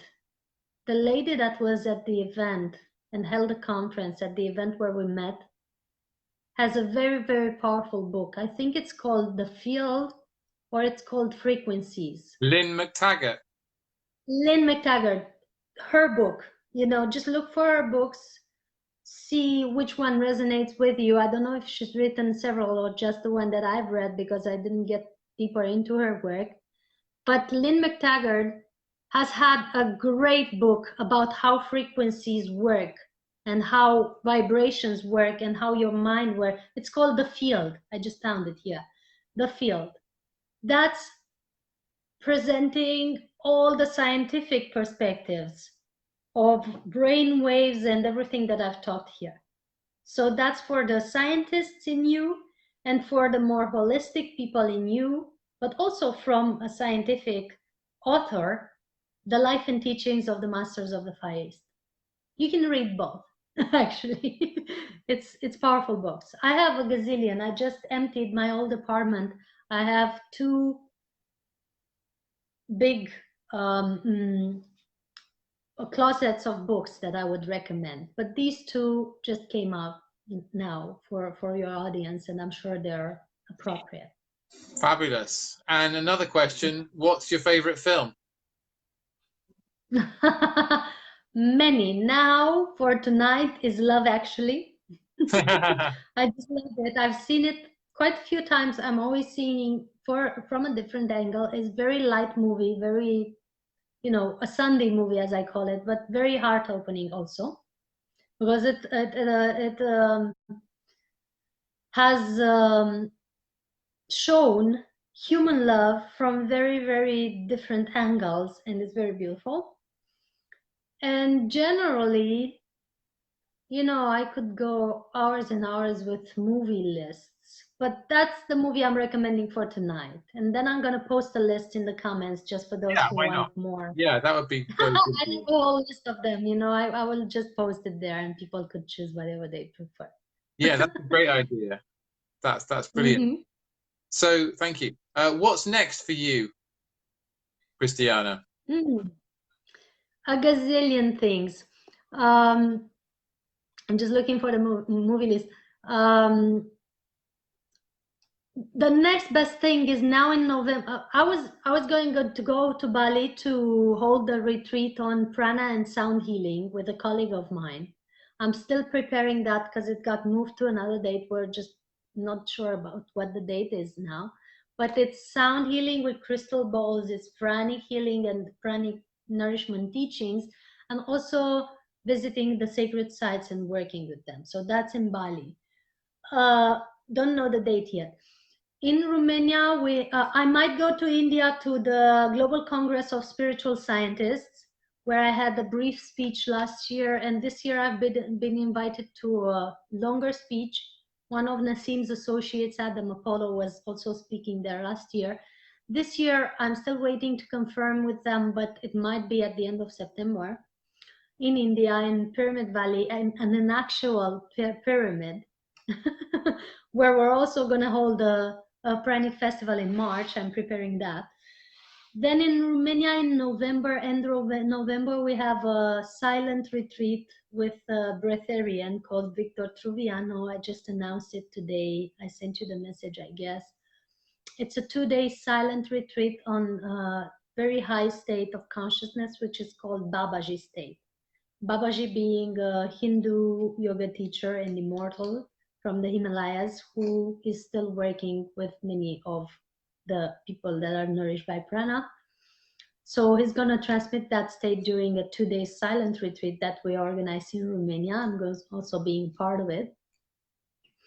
Then the New Year's Eve, end of December, that's end of November, beginning of December. Then at the end of December, we have another prana retreat in Romania with another colleague of mine from Switzerland. We're doing 7 days, we know, between Christmas and New Year's Eve until January 2nd, with meditation, with detox, with juices, with breathing techniques, with physical exercises of Tai Chi and Qigong. It's a lot of learning and a lot of practice, basically. And we're celebrating the New Year's Eve as well in a beautiful way.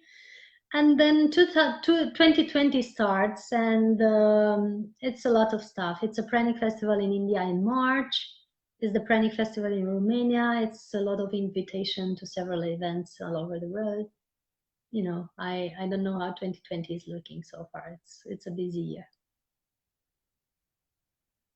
Busy then. But you can find all you can find all that on soulhealingacademy.com/events. That's where the good stuff is displayed. And when I'll know, you'll know, because it's all there. Right. Yeah. And so people can get in touch with you through your website and social media. Do you have a Facebook page, I guess? The Facebook page is exactly like my name, Cristiana Eltrayan.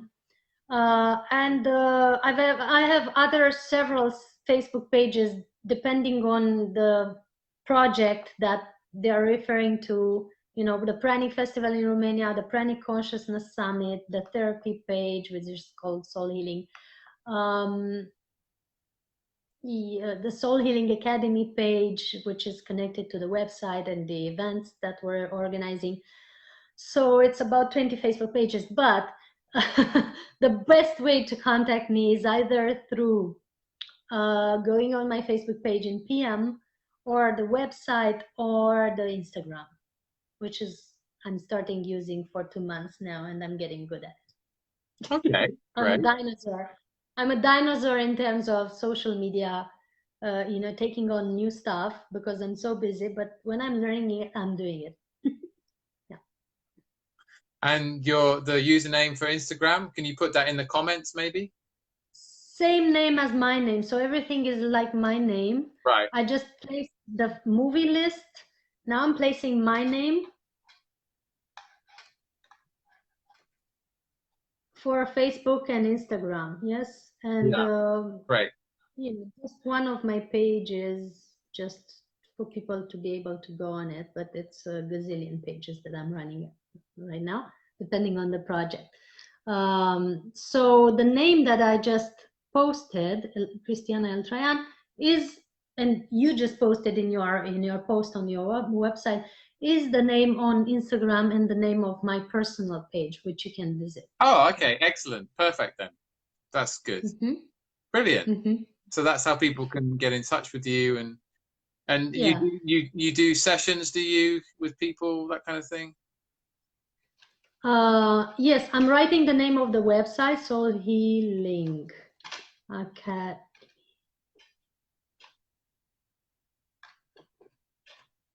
So that you have access to it. And yes, I do healing sessions. It's a therapy called soul healing. That means healing from the soul, because we take people to the theta state and get in touch with their soul, with their core nature.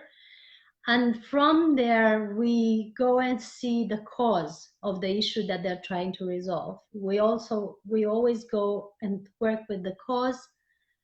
We deprogram and reprogram the energy field. We energize with prana the whole system. We declutter the places of the energy field that is too cluttered from the programs that people take in.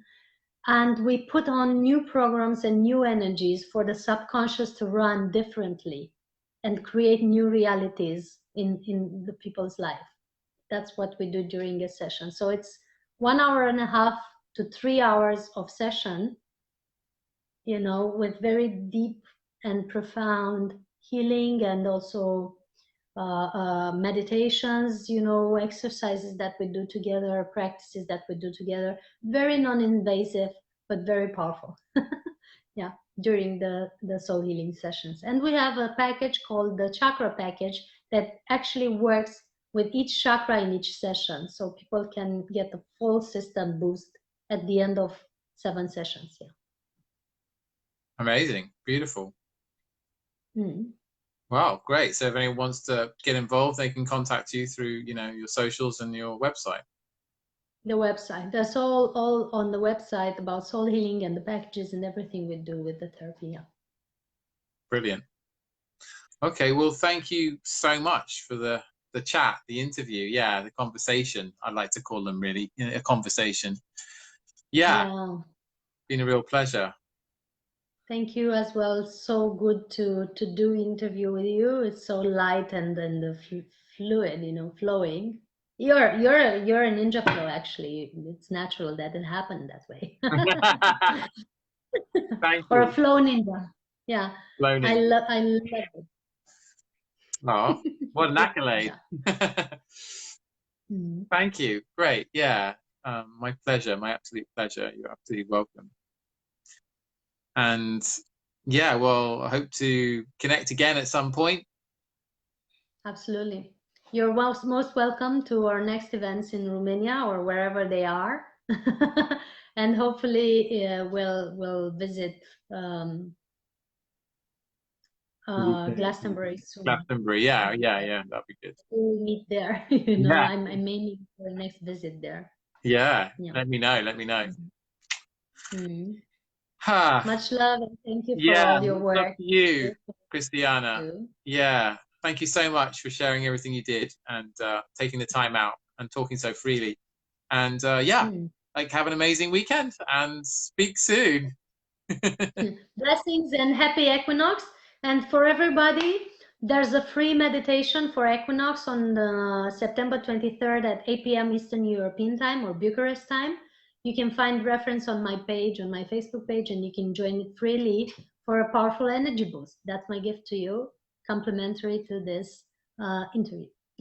Yeah, so follow Cristiana so you can get all that amazing juice. Big hugs.